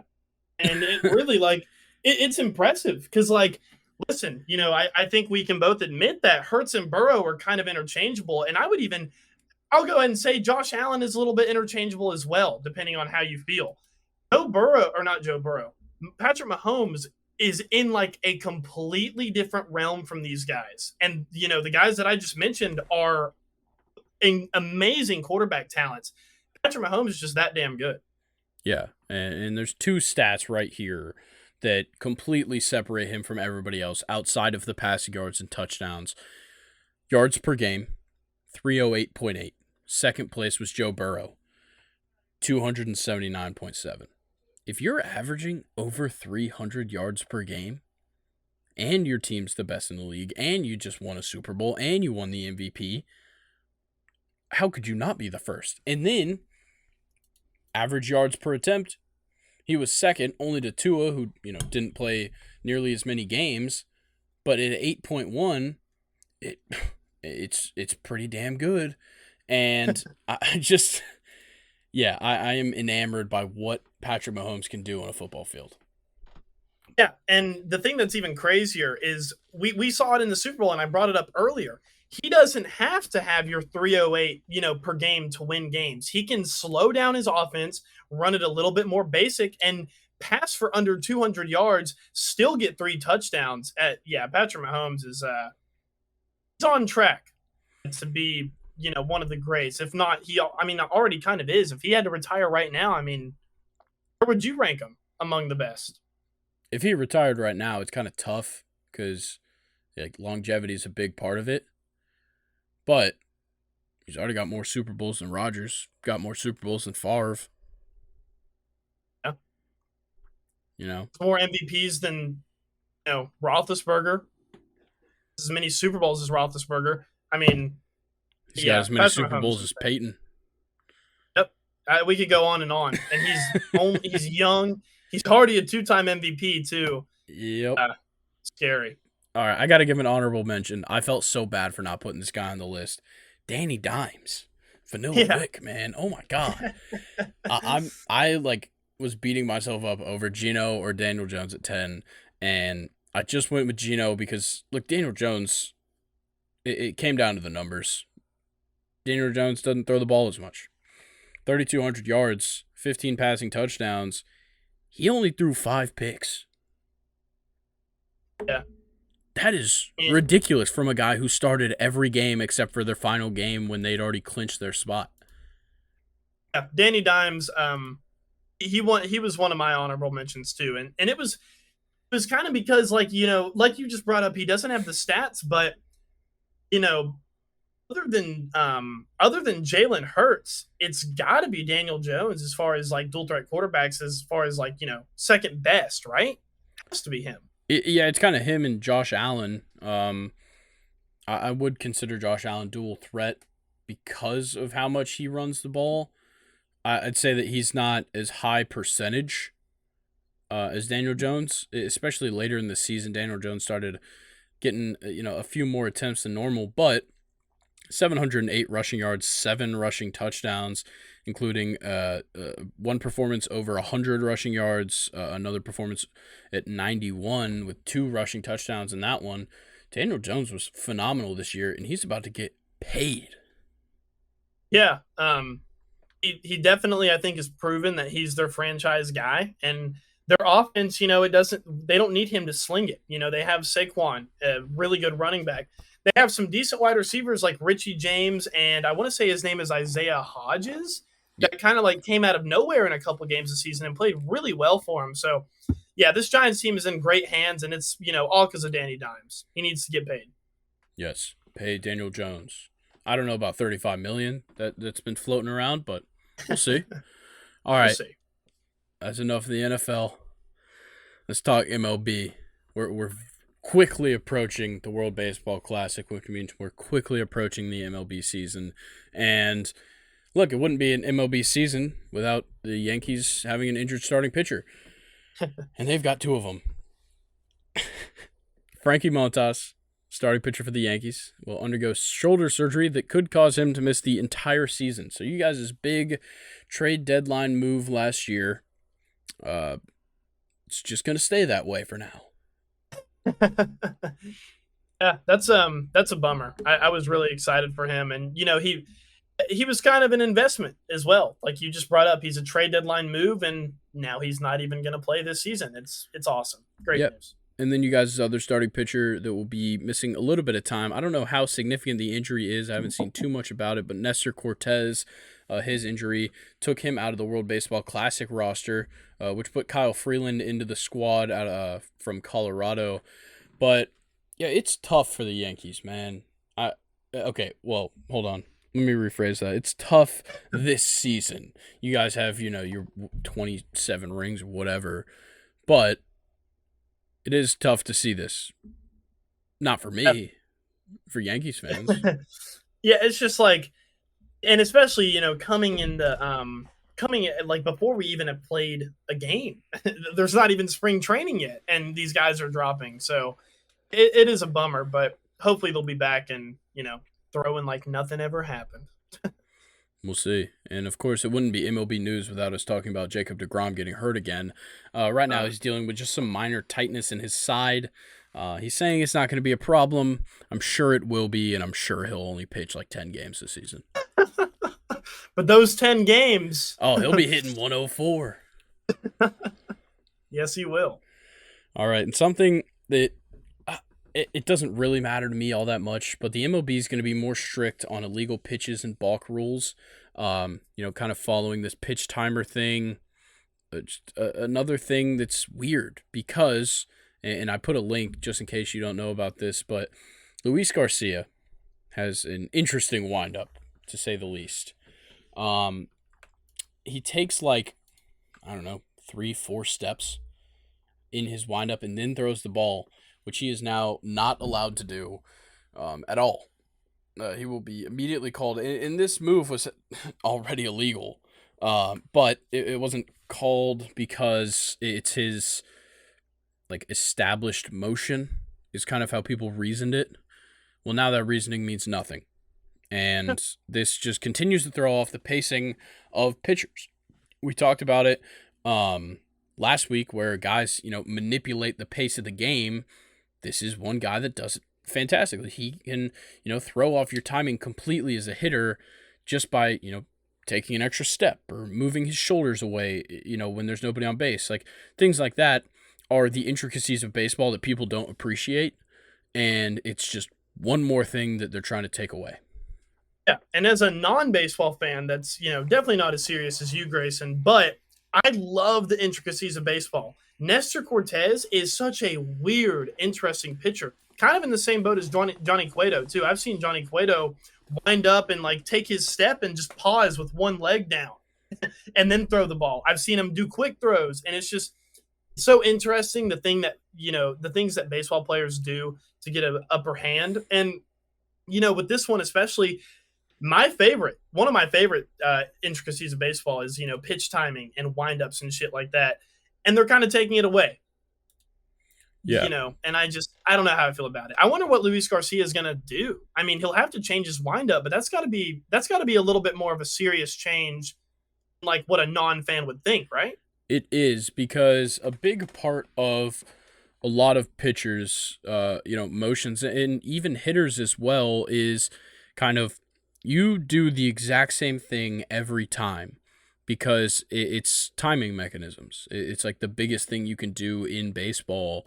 And as a pitcher, everybody, especially when you're pitching from the windup, you do your certain things, and you kind of, your internal clock runs everything until you release the ball. And Luis Garcia obviously, manipulated the hell out of this rule, but it was just, something that was allowed, something that he never got called on, so he kept doing it, Why would you not break the rules if you're not going to get caught? Yeah, I don't know. I know it's kind of, it's got to be one of baseball's moves to kind of make the game, faster. But now, I didn't agree with some of the other rules that we talked about on one of the more previous podcasts that we've recorded, but like, now you're messing with players' core mechanisms, like why they're in the league, with like pitch timing and stuff. And I really, really don't like this rule. Yeah, I think it's ridiculous. But let's move on. Some fun news. Derek Jeter is joining Fox's MLB, Fox MLB's team beginning this season. So you're going to have Derek Jeter, A-Rod, Poppy. I think this is going to be fantastic content. I hate A-Rod with every fiber in my body. And I don't think that Derek Jeter is one of the greatest baseball players of all time. But I will say it will be very entertaining to see Big Poppy yelling at them. Yeah, I can't wait. I like watching Derek Jeter in interviews. He's a super entertaining guy. And I think it'll be fun, to hear him talk about baseball on like a national level. Yeah. It'll be good. And he's also going to be in MLB The Show for the first time since he's retired, which is, fun news for me as somebody that plays MLB The Show. Also, put it on PC already. Are you going to get that broken Jeter card? Dude, I'd love to. If they put the game on PC, I'm not booting on my PlayStation. All right. Little bit more news. Julio Rodriguez is the cover athlete for Topps 2023 Series 1. And as a baseball card guy myself, I absolutely love it. The cover looks great. Love it. Already ordered myself a hobby box as a birthday present for myself. And, it's awesome to see the young guys getting represented throughout the league. We saw it with Jazz. He's going to be the cover athlete for MLB The Show. Now Julio Rodriguez getting the shining achievement of being on the Topps baseball cards. It is fantastic. I like it. You got a lot of players in the MLB, and I would say more so in the MLB than in any other sport in the world right now. You kind of have a league that's being taken over by young, flashy, awesome baseball players. Like you just mentioned, Jazz and Julio Rodriguez, but you also got guys like Cruz and Tatis and all these guys that are just so exciting and fun to watch. Ronald Acuna, another one. It's just very cool to see that the MLB is kind of run by these flashy, entertaining talents. Yeah. And another thing, and I kind of touched on it earlier when we opened up the episode, but pitchers and catchers reported to spring training. I believe it was yesterday or Wednesday. All position players will be reporting. It's most of them are there already, but officially reporting throughout the week. And, it's just another sign that baseball's back, and I cannot wait. Yeah, it'll be fun. I'm in the same boat as you. I can't wait to watch some of those spring training games. At Steinbrenner Field in Florida. It'll be great.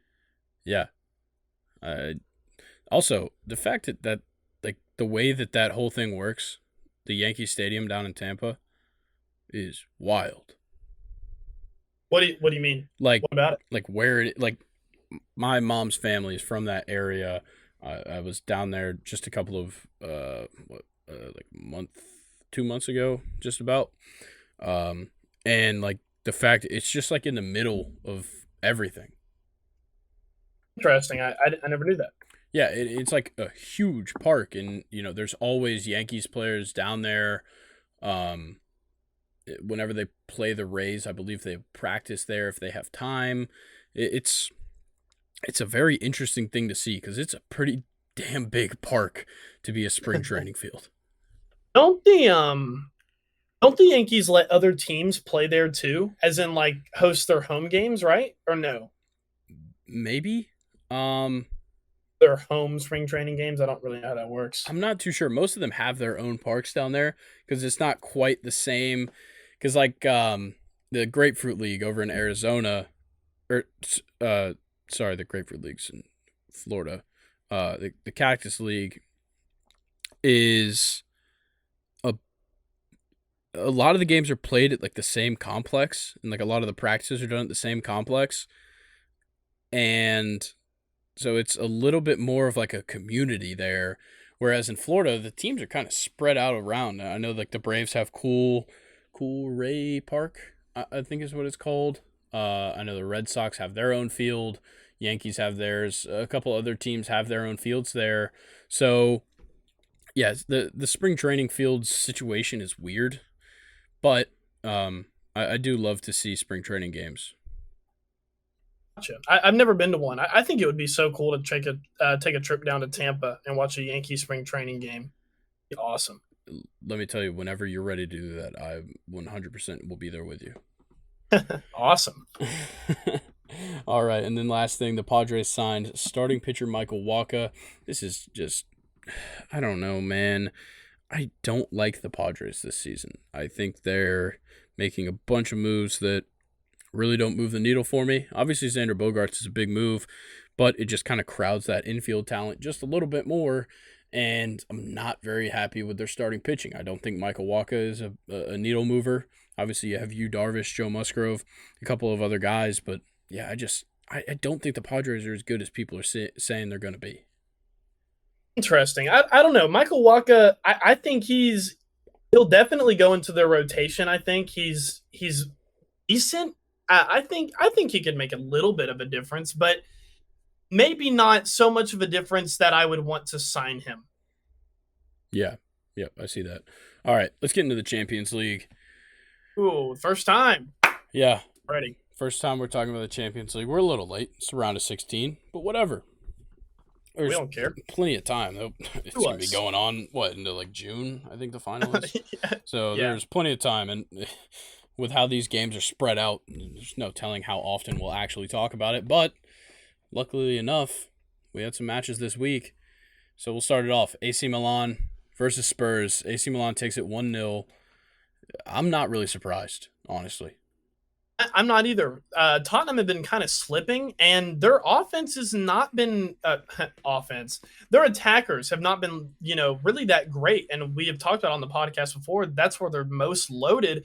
But you haven't really been seeing the best performances out of Harry Kane or Heung-min Son. And I will get into that whenever we preview their game this weekend later in the podcast. But yeah, AC Milan take it. It's their first knockout round game in 9 years. Yes, the Rossoneri are back. And I am very excited because, listen, AC Milan are a huge Champions League team. They have 7 wins, which is the second most in UCL history, only behind Real Madrid by 7 championships. They've won 14. They're like the Yankees of the Champions League. But yeah, AC Milan, fantastic performance against Arsenal. Yeah, they've got a solid lineup, a pretty young lineup as well, mixed in with some veteran talent. Obviously, Olivier Giroud is nothing close to youth up in the top, but Rafael Leao and Brahim Diaz, the goal scorer in this match, they make a huge difference in the attacking. Obviously, Tonali in the midfield. It was interesting to see Hernandez kind of playing more of a left mid than left back. That was weird, but I do really like this Milan team. Yeah, Teo Hernandez, listen, I don't think it's weird at all. I'm going to disagree with you here. He was a left back, but AC Milan have totally unlocked this kid's potential. He is so fast and just so powerful. He reminds me a lot of Reece James. Like I said, his sprint speed, he can catch up to almost any player in the world and body the fuck out of him. And that's exactly how AC Milan scored. Look, it was a 50-50 aerial ball. I'm not too sure who the player was that Teo Hernandez went up against, but I think it may have been Romeo. Hernandez completely just bullies him, wins the ball, shoots the ball, and it kind of gets deflected into the path of Brahim Diaz, who scores. But listen, I like how you brought up Rafael Leao because I have some stats about him too. Remember this kid's name. He is a god. That is all I have to say. Listen, 8 out of 10 of his dribbles completed. He was 81% in his accurate passing. He completed 17 out of 21. He completed 3 out of 4 of his long balls. He won 10 out of 15 ground duels, won 2 out of 4 aerial duels, finished with a 7.7 match rating. Uber affected the entire game, and he's a big reason why AC Milan won. Love it. I've seen the name for probably 2 years, 3 years now. I feel like his name's been kind of floating around, and yeah, he's here to stay. He is a fantastic young player. Yeah, for sure. I wanted to bring up that Romero, who we brought up before on this podcast. I think he was one of the ones who he got the red card against Manchester City when Tottenham beat Manchester City. He was, excuse me, super lucky not to see red in this game. He had an off the ball foul against Teo Hernandez. They were kind of making a run, or Hernandez was making a run, and Romero just stopped him, fouled the shit out of him. No call, but he did have a complete Brexit tackle on Sandro Tonali, which was his red card. He was, like I said, super lucky not to see red. And another thing I wanted to bring up in this game, Harry Kane, not impressive at all. Well, first of all, Tottenham didn't score. Second of all, Harry Kane's expected goals, which is an interesting stat, Grayson, in the world of soccer. I feel like it's kind of like a baseball-y-esque stat. It definitely expected is. Goals. It takes like all of the chances of the game for one player and kind of compiles it into like what their expected goals should be. Harry Kane was 0.14, which is extremely low. Another thing that was low for Harry Kane, 48% accurate passes. He completed 14 of 29, which is not good at all. And yeah, Tottenham got killed by AC Milan in this game. And even when I was watching the highlights, it just looked like every 50-50 ball, Milan was more aggressive. They were quicker. They were more clinical when they attacked. They had better chances. And all in all, just AC Milan, the score does not reflect how AC Milan played. They completely battered Spurs the entire time. All right, well, let's get into this next match. Bayern defeats PSG 1-0. The goal coming from Kingsley Coman in the 53rd minute. This game was a relatively close game, but I feel like Bayern just looked a little bit better. Yeah. One of the commentators said it perfectly. Bayern are a team. PSG are individuals. They're individual players. Bayern completely deserved it. 54% possession, which is not that much, compared to the 46 that PSG had. But listen to this, Grayson. Bayern had 18 total shots. PSG had 9. 7 of those shots from Bayern's 18 were on target. PSG had 4 of their 9 on target.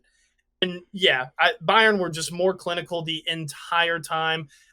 Weird to see Mbappe not start. I think they were kind of resting him because PSG had been busy with Ligue 1 and Coupe de France. But Mbappe comes in, doesn't do anything, and Bayern take it 1-0. Yeah, that's really all I got, except for the Pavard red card.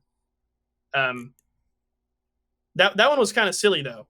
His first challenge on Neymar was not needed at all. There were defenders behind him. He just sort of ran through Neymar, which seems to be easy to do to the flashy Brazilians like Neymar. But Pavard's second challenge on Messi, it was a good foul, but he already has a yellow. That was his second one. He was sent off, and Bayern took it 1-0.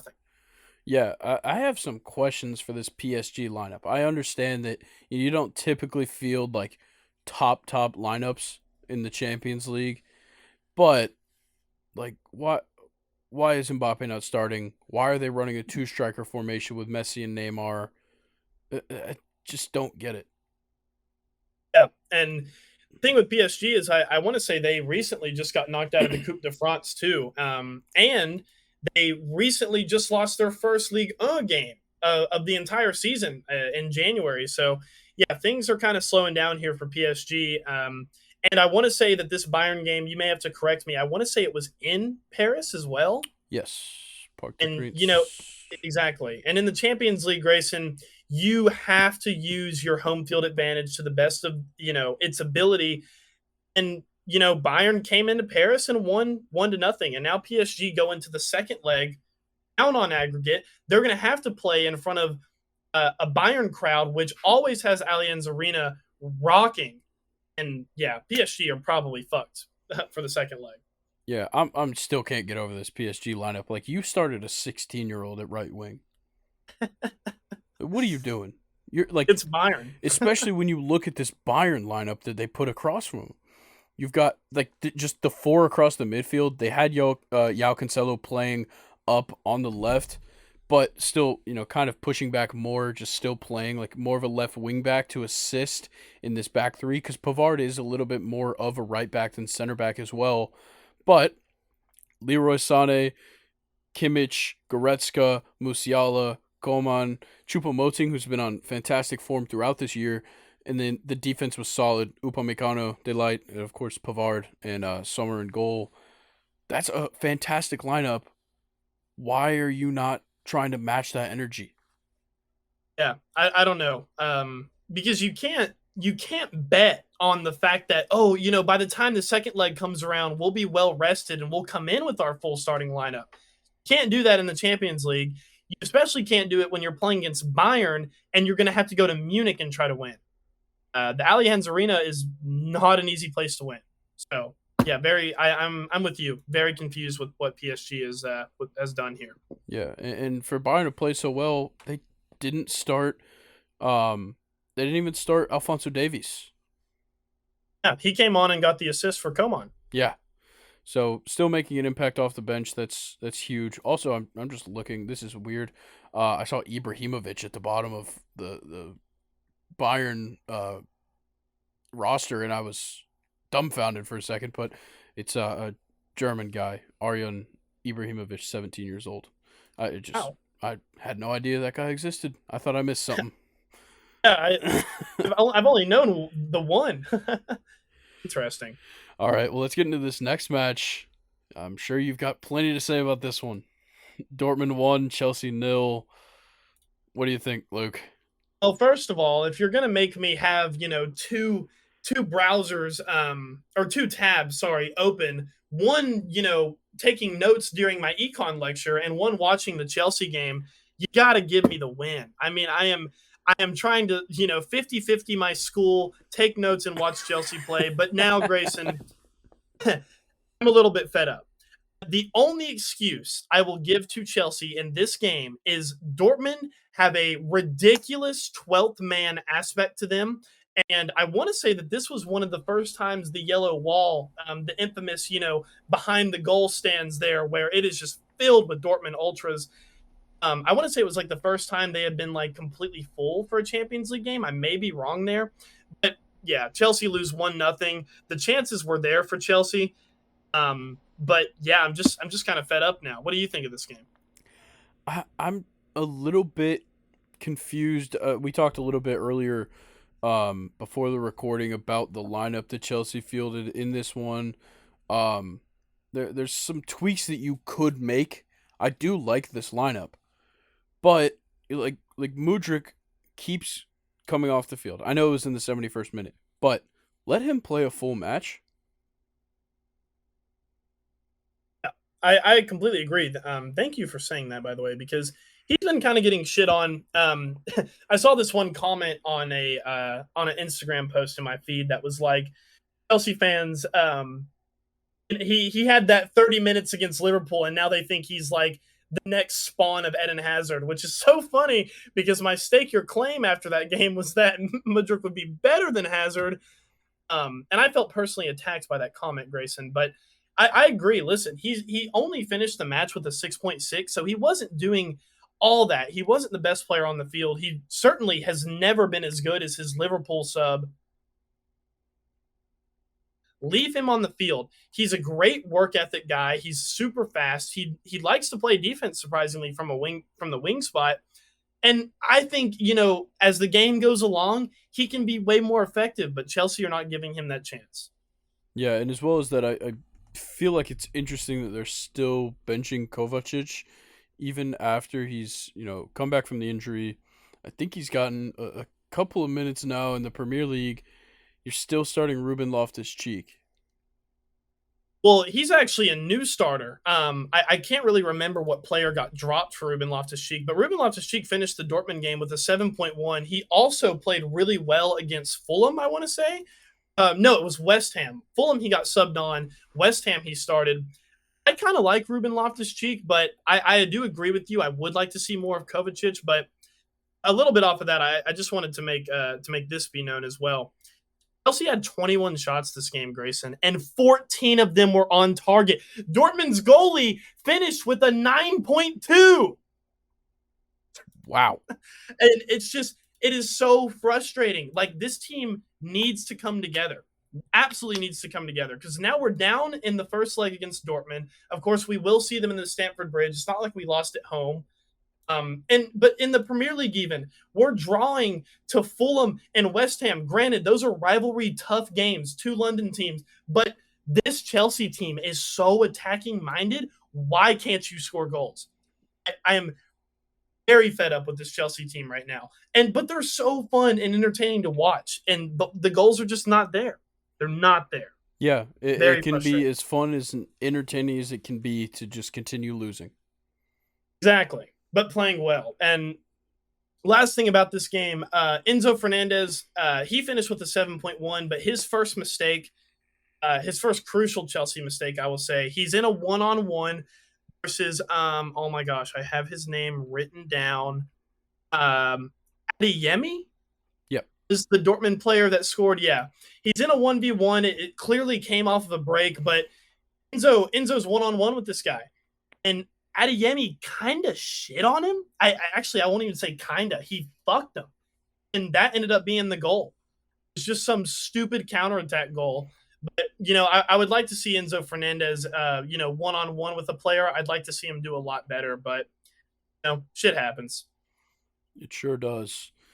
All right, let's talk about this last match. Not a huge matchup between clubs that we really pay too much attention to, but Benfica beats Club Brugge 2-0. Goals coming from Yao Mario off a penalty in the 51st, and Neres in the 88th. This was actually a very good game for Benfica.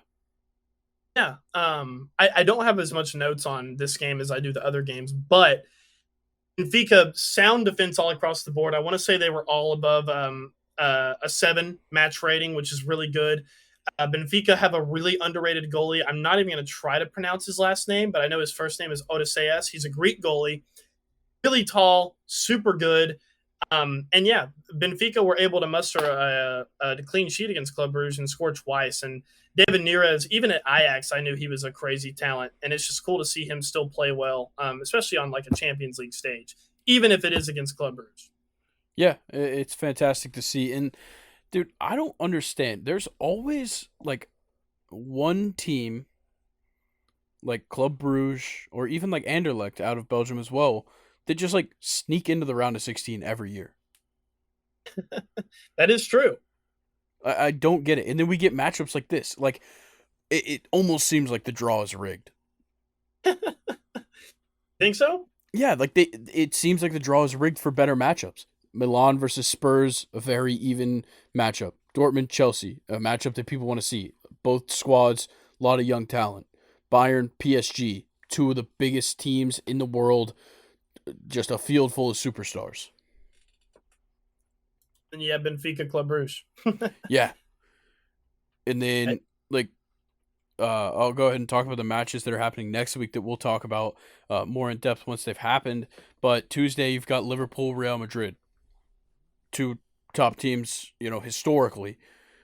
Frankfurt, Napoli. Napoli is, I'd say they're the better team. Eintracht Frankfurt is a solid squad. And then you've got Leipzig versus Man City, money versus money, Inter, Porto. Inter's probably just going to run away with that one, but these four matches that happened this week, it just seems like they were all, like manufactured that way.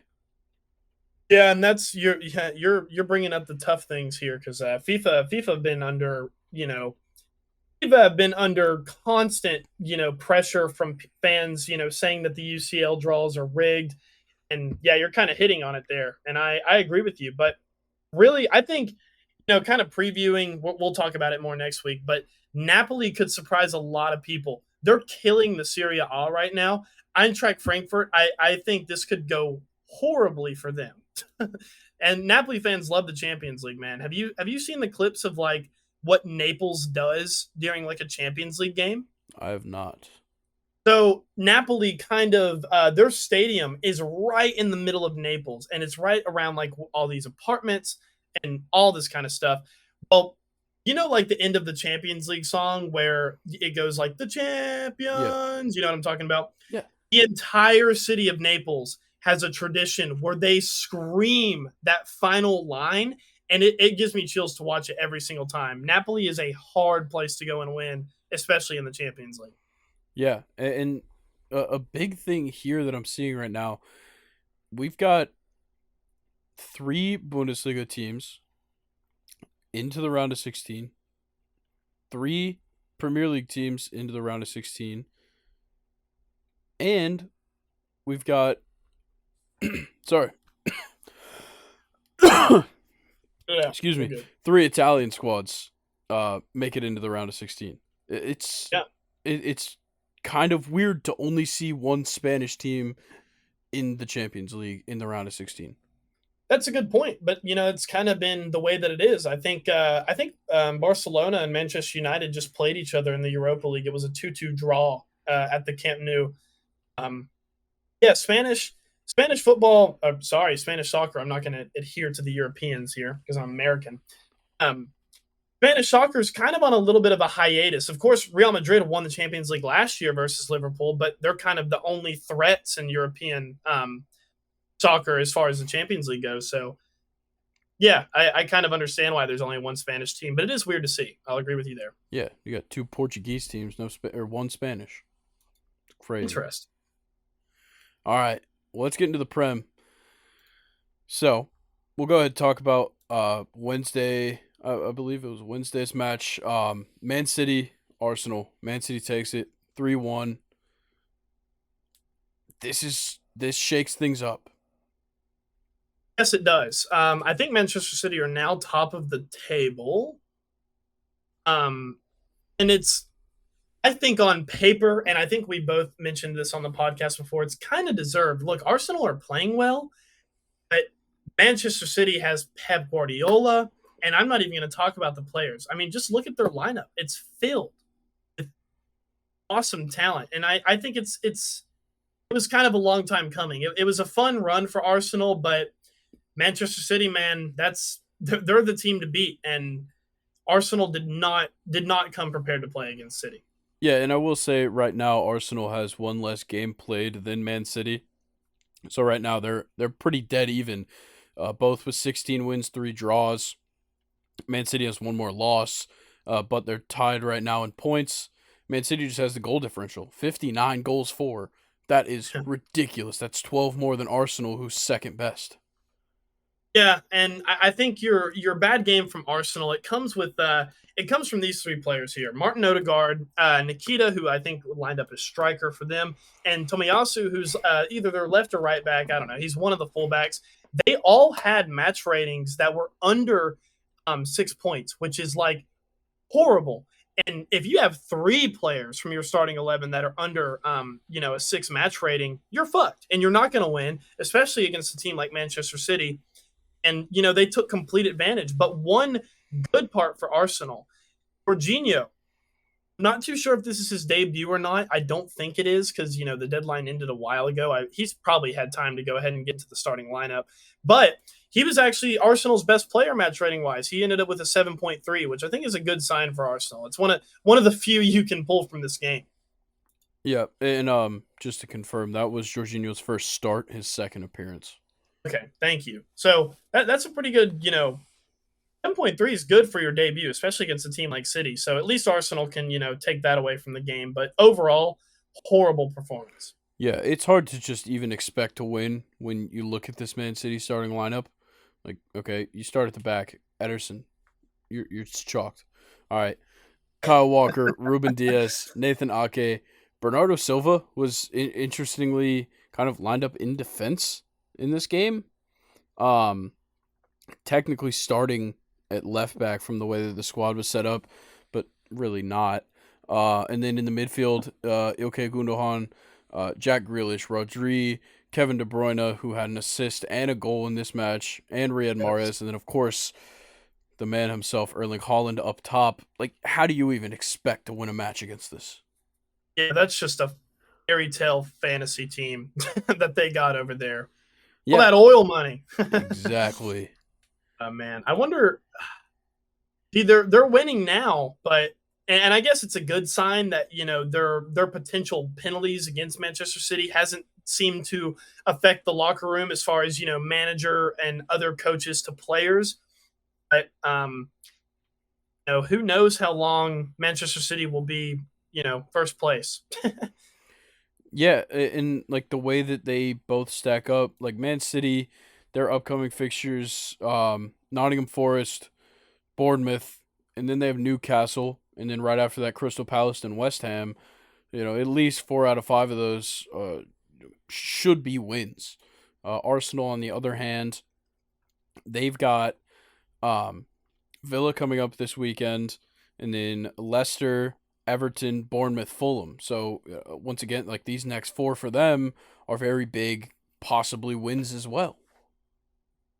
Yeah, I think teams like Fulham and Leicester will be really tough because Leicester. I'm excited to talk about them later in this podcast, but Leicester look a lot better ever since they started dropping Vardy from the squad, which is kind of funny to think about, with how good Vardy's been. But Arsenal, they're really going to have to pull through because listen. Who did they just recently? They recently lost to somebody. Oh my gosh, it wasn't Manchester City. Who just recently beat Arsenal? Was it Everton? It was Everton. Yep.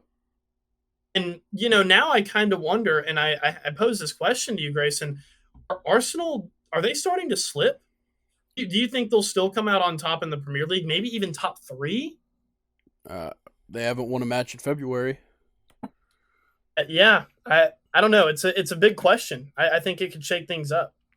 Yeah, I don't know if it's really going to be that much of a slip. Right now, they've still got 5 points on Manchester United, who, Manchester United's kind of here and there. With how well Rashford's playing, they're definitely still in it. And then Newcastle is kind of dropping. They're, coming off of 3 straight draws. But I still think that it's quite a race for first. I don't think that, Manchester City hasn't just locked it up now that they're in first. All of the top four, I really do see contending. Newcastle a little bit far behind, but I don't think we should count anybody out yet. Okay, that's fair. You want to get into the next one? Let's hit it. All right, so Saturday, we've got a couple of good matches throughout this weekend. We'll start Fulham versus Brighton. This one, it's an underrated matchup. If you It told is. me about this matchup 2 years ago, I'd be like, why do you think I would care? Fulham and Brighton are 7 and 6 respectively in the table, tied at 35 points. Brighton has it on goal differential. These two teams, I feel like they match up pretty well.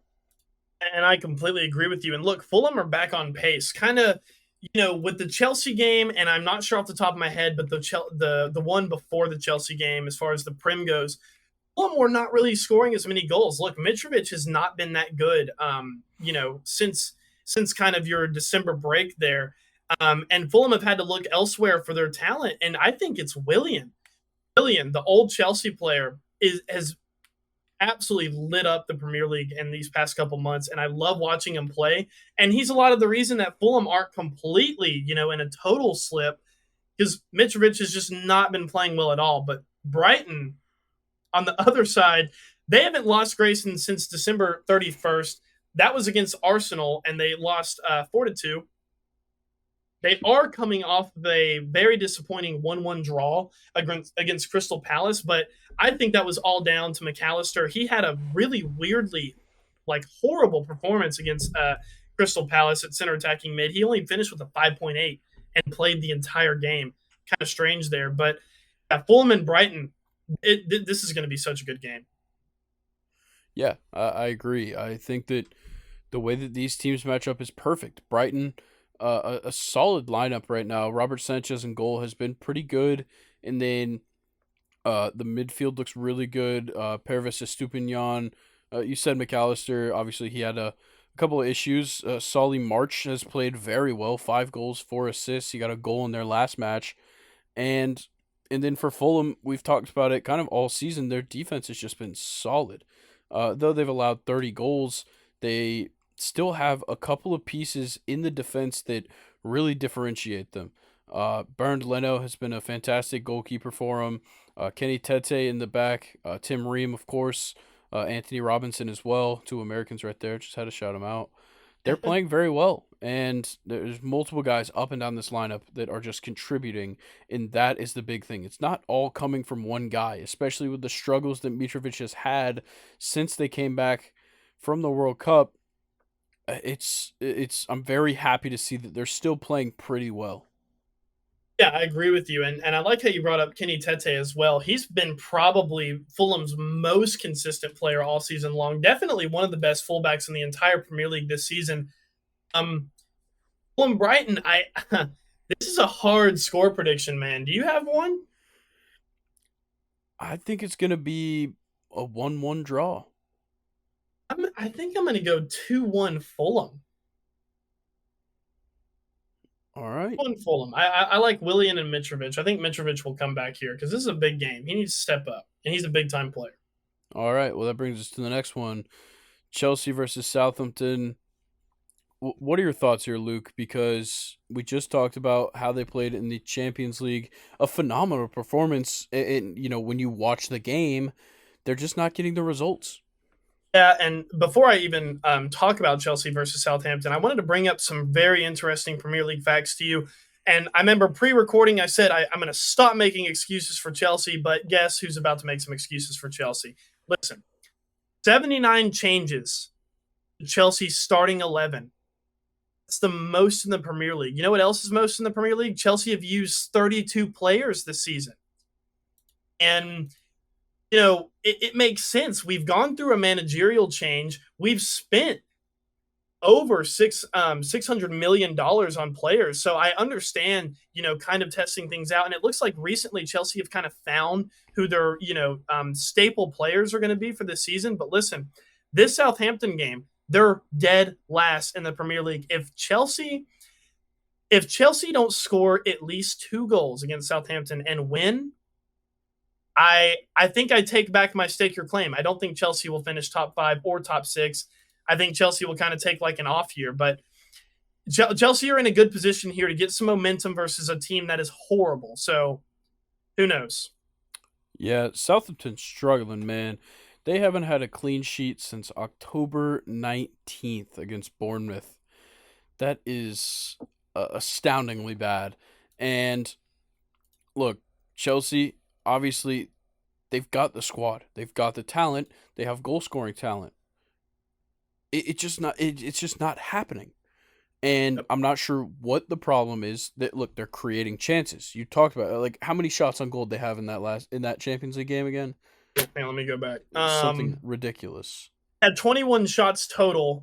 8 of them were on target, Yeah, like and had no goals to show for it. yeah. So I'm not sure if it's the finishing. I'm not sure if they're just creating chances into the wrong spots for their attackers. But something has to work. Yeah. Really, the only thing that is working for this Chelsea team, and we talked about it pre-recording. I'll go ahead and make the statement that I think Chelsea have a top 5, top 3 defense among all the major leagues in Europe. The Chelsea defense is amazing. And, we kind of like Sauce Gardner, we like to suck Thiago Silva's cock a lot. He just recently signed a 1-year extension with Chelsea. He's like fucking 47 years old, and he's been the most consistent player on this Chelsea team. I love the Chelsea defense. I love Thiago Silva. And we have to get a win against Southampton here. Have to. Yeah, it's a huge match. You wouldn't think so when you look at the table and you're like, okay, well, Southampton's last, Chelsea's in 10th. Why is this a big match? Well, it's because Chelsea needs to get back on track. They brought in all of these transfers. Mudryk, Felix, Fernandez. They're all in the starting lineup. They're all making contributions, and it's still not showing in the results. Yep. Chelsea just have to finish and, have to score. It's as simple as that. I think for my score prediction, I hate making score predictions for Chelsea, man, because I always go higher than what they do. I'm going to keep betting on them. I'm going to go Chelsea 2, Southampton 0. I'm going to go Chelsea. Actually, I'm going to agree with you. Yeah, Chelsea 2, Southampton 0. I'd like that. And I have to call out a goal because I got it right last week. The Yao Felix goal on an Enzo Fernandez assist. That's Yes. insane pull by me. I like it. And as soon as I watched the highlights, I literally thought to myself, I was like, no way he predicted that. But did you? I sent you the goal, right? Yes, it was Oh, fantastic. that pass from Enzo, it was, right to Zhao. Zhao Felix didn't even have to do anything except open his foot. Yep. Insane pass. So Enzo Fernandez is a great talent. So is Zhao Felix. They're both Benfica boys. I would love to see them link up again, in this game. And, is it, kind of going back to it, Chelsea just need to score goals. All right, my goal prediction. Mykhailo Mudryk gets his first assist, not his first goal, his first assist in the Prem to Kai Havertz. Like it. That's the only goal I'm predicting. I don't know about the other one. Something else can happen. All right, All right. let's talk Nottingham Forest versus Man City. And now that Man City's top of the table, you got to hold it up. And Nottingham Forest, we've talked about them. They've made additions to their squad that have been that are, ones that we thought are very good for them. They're Yes. sitting at 14th right now, a negative 20 goal differential, but the additions they made are in the defense. Obviously, the loss to Fulham last week, tough. 2-0 loss. It's very hard. But the win over Leeds after the transfer deadline was huge, and now they face Man City, who's, on top of not just the Premier League, but the world. Yeah. This one's going to be interesting because City, like you just said, they're on top of the world. They're flying. They just battered, first place Arsenal 3-1. But like you said, they got to hold it up. And this Nottingham Forest team has made additions. They've brought in guys like Keylor Navas, which is unbelievable that Keylor Navas is playing for Nottingham Forest. And I personally still think that he's, definitely one of the top goalies in the world. But Manchester City, they still got to show up. That's kind of how it is with the Premier League. You have these teams that are in 14th place that can make additions on the January deadline deal because every team in the Premier League is rich, basically.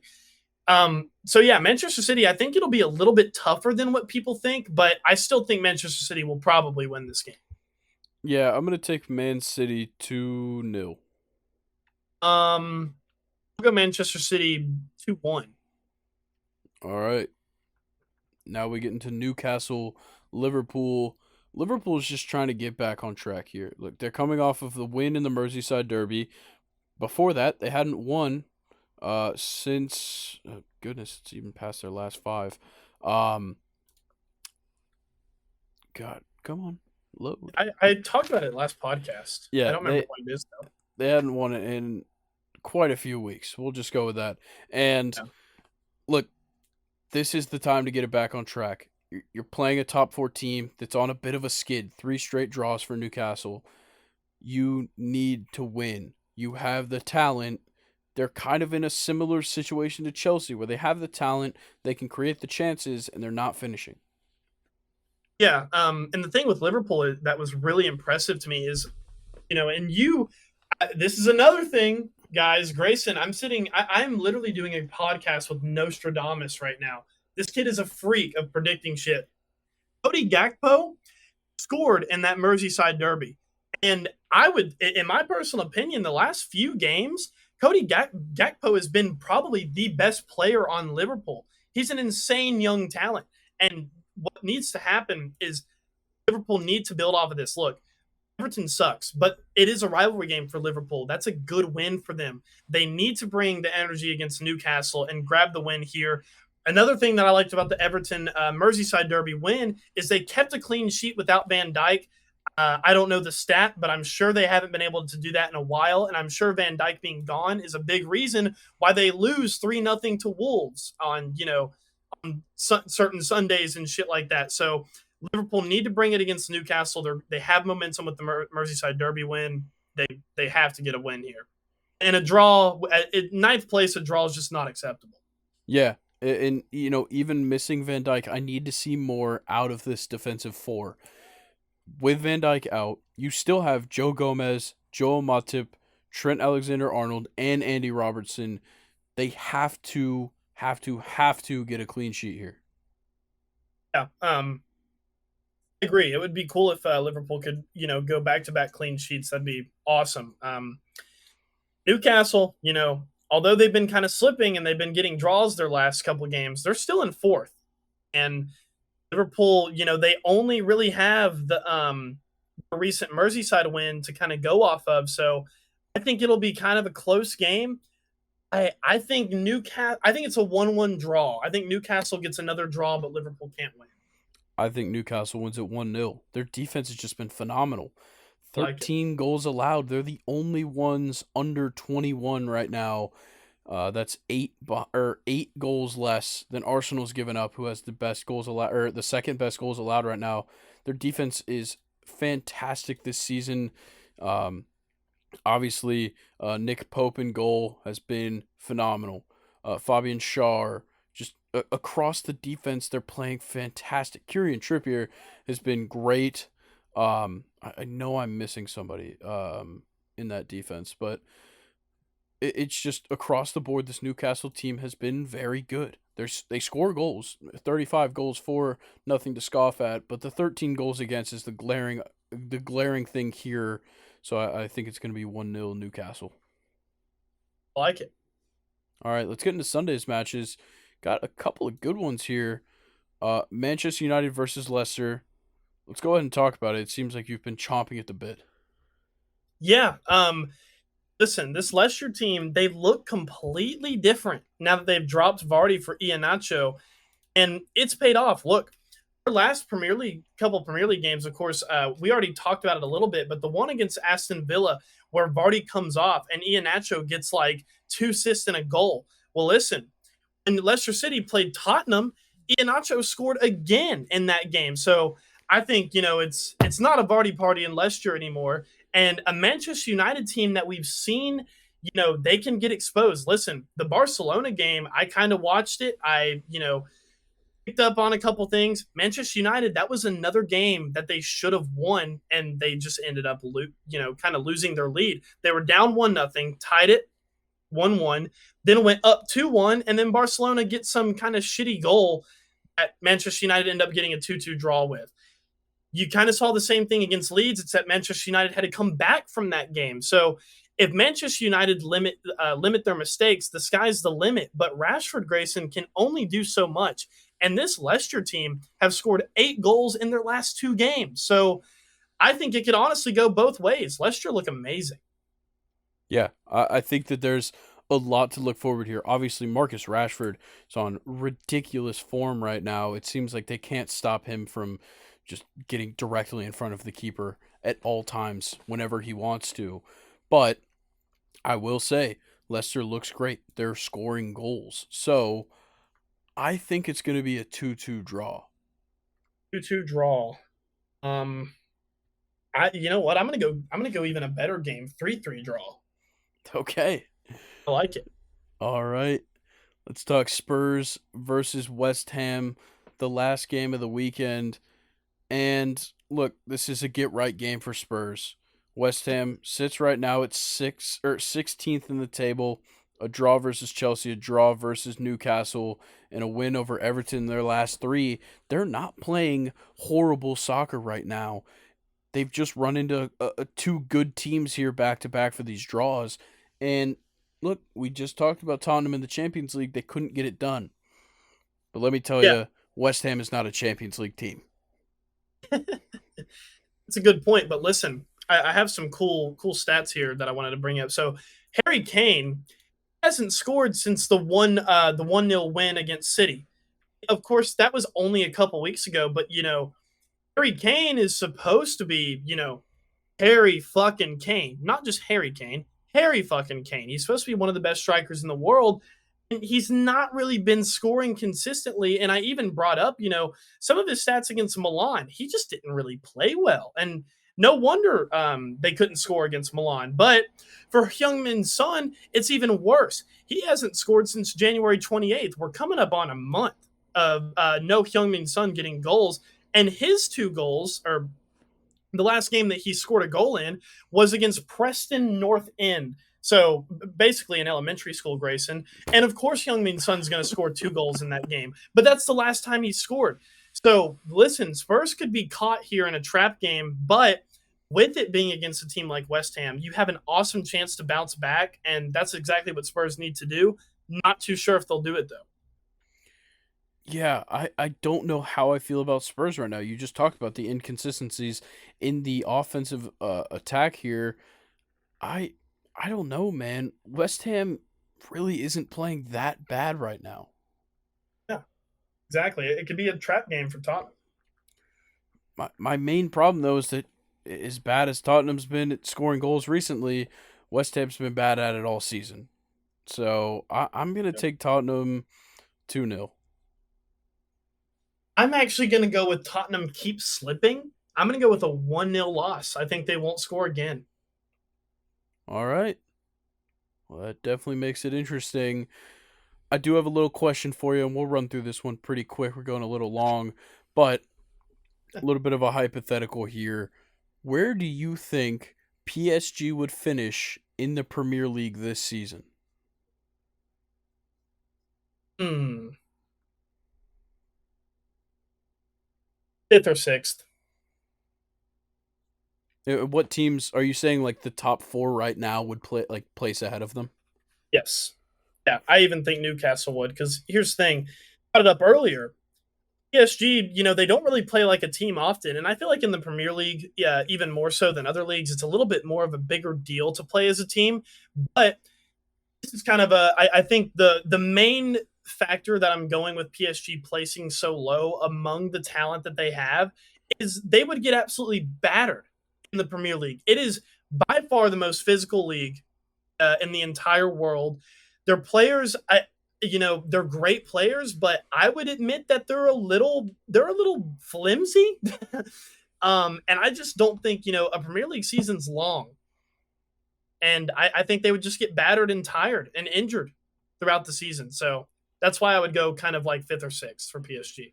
Yeah, that's the problem I see with PSG is if they field their best squad, how well are they actually going to play together?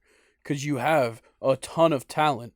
So you can have Messi and Mbappe up front. You could put Neymar on the left. You could put him at Cam, but you're still going to find holes in this squad.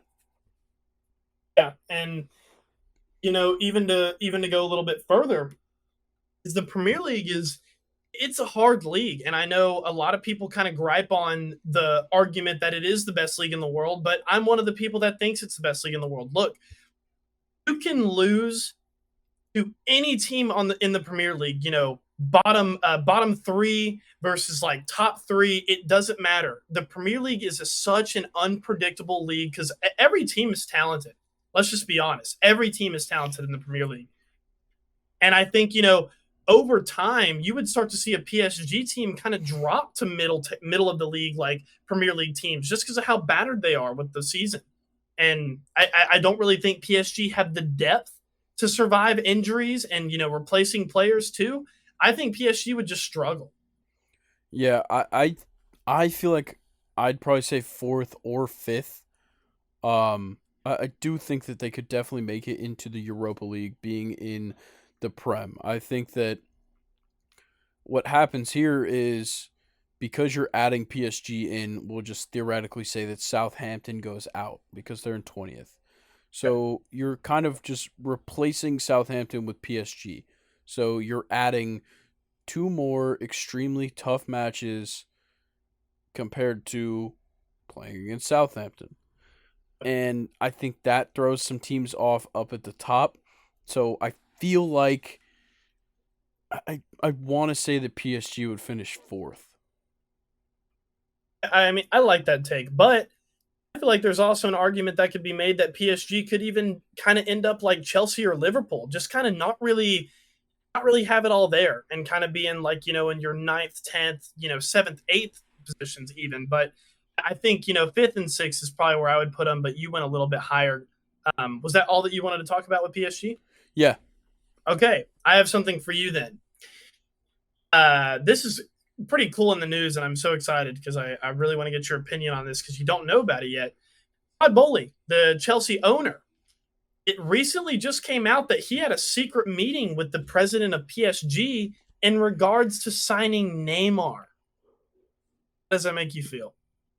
That definitely interests me. I'm a huge fan of guys that, are on top of the world outside of the Premier League, testing their abilities in the Premier League. And I would love to see what Neymar does because I feel like the Brazilian play style has not been fantastic in the Premier League. That's a very good point.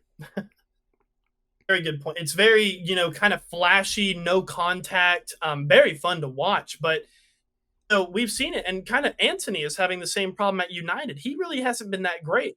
The Premier League is physical. The defenders are fast, and they're built like wardrobes, and they're freak athletes. They just haven't found success there. And I think the argument with Neymar is if you asked me when he was at Barcelona, could Neymar play in the Premier League? I would have said 100% no. But Neymar's game, and I feel like his soccer mind. I'm not getting here to the Europeans. The second time I've done that. Neymar, his football. Oh my gosh, his soccer mind. Damn it! Look, they're invading me. They put a chip in my head, Grayson. I His know. soccer mind has grown ever since he's moved to PSG, and I think Neymar PSG could play in the Premier League, but not Barcelona. Neymar. Yeah, I definitely agree. I think he's grown a lot as a player. In his earlier years at PSG, he didn't have Messi with him. So more attention was on him to create chances, score goals, like make key passes because he was playing a lot more on the wing than he is now. So I think that where he's at right now in his career, Why not give it a shot? Exactly. Yeah. I personally would like it. I think though you would see players like Mount maybe being completely dropped or even moving. But it would definitely shake things up. And Chelsea have already brought in so many players as it is. It would just be it would be crazy to have Neymar join us as well, like in the summertime. But it's something that was actually talked about over the summer, like in August. If Neymar was going to come to Chelsea or not. Obviously, he didn't, but it seems like we're being persistent. So I guess Chelsea would really want Neymar to come to the Premier League. All right, well, I got some Premier League news for you. All right. Qatari Investment Authority has put in a 5 billion British pound bid to buy Manchester United. Wow. Interesting. So I don't know. when it comes down to just watching soccer, teams with more money get the better players. Whatever. But we haven't seen this all that much with a team with such rich history in the sport. Like PSG has billions and billions of dollars. They don't have a long history. Manchester City does not have all that long of a history in the Premier League. Manchester United has been the Premier League, at least from an American point of view. They are the Premier League. It's the team we see the most as Americans. Yes. And that's without having this, obviously they have a ton of money. It's an extremely valuable sports franchise. But when you introduce like the Qatari government money to Manchester United, what happens there? Um, yeah, I think you start to see some ridiculous transfers. And so, would that turn Manchester United into PSG like we just talked about? Where if PSG were in the Premier League, maybe they wouldn't play as well as some would think, because the Premier League is a different type of league. If they start bringing in people from all around Europe and it just doesn't work, you have, $6 billion and nothing to show for it. Yeah, that's a good point. But Manchester United, like you just brought up, unlike the likes of Chelsea, City, PSG, Manchester United would be bought. Let's say hypothetically this does happen. Manchester United would be bought, but they'll still have that historic attachment to it. So maybe it wouldn't affect them as much just because they're a club that's built on traditions and their history of winning. Maybe it wouldn't affect them as much, but still it's something interesting to wonder about. All right.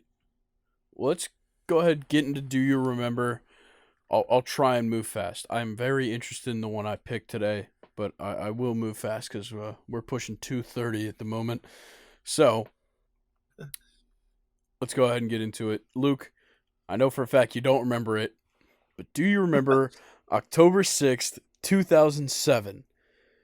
Stanford versus USC. Obviously, football is what I'm talking about.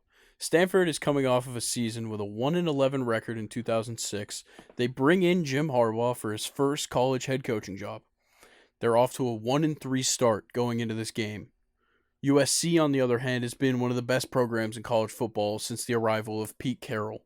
They won 2 national titles, 7 Pac-12 titles in his tenure, and going into this game, they were 4-0 and the number 2 team in the country.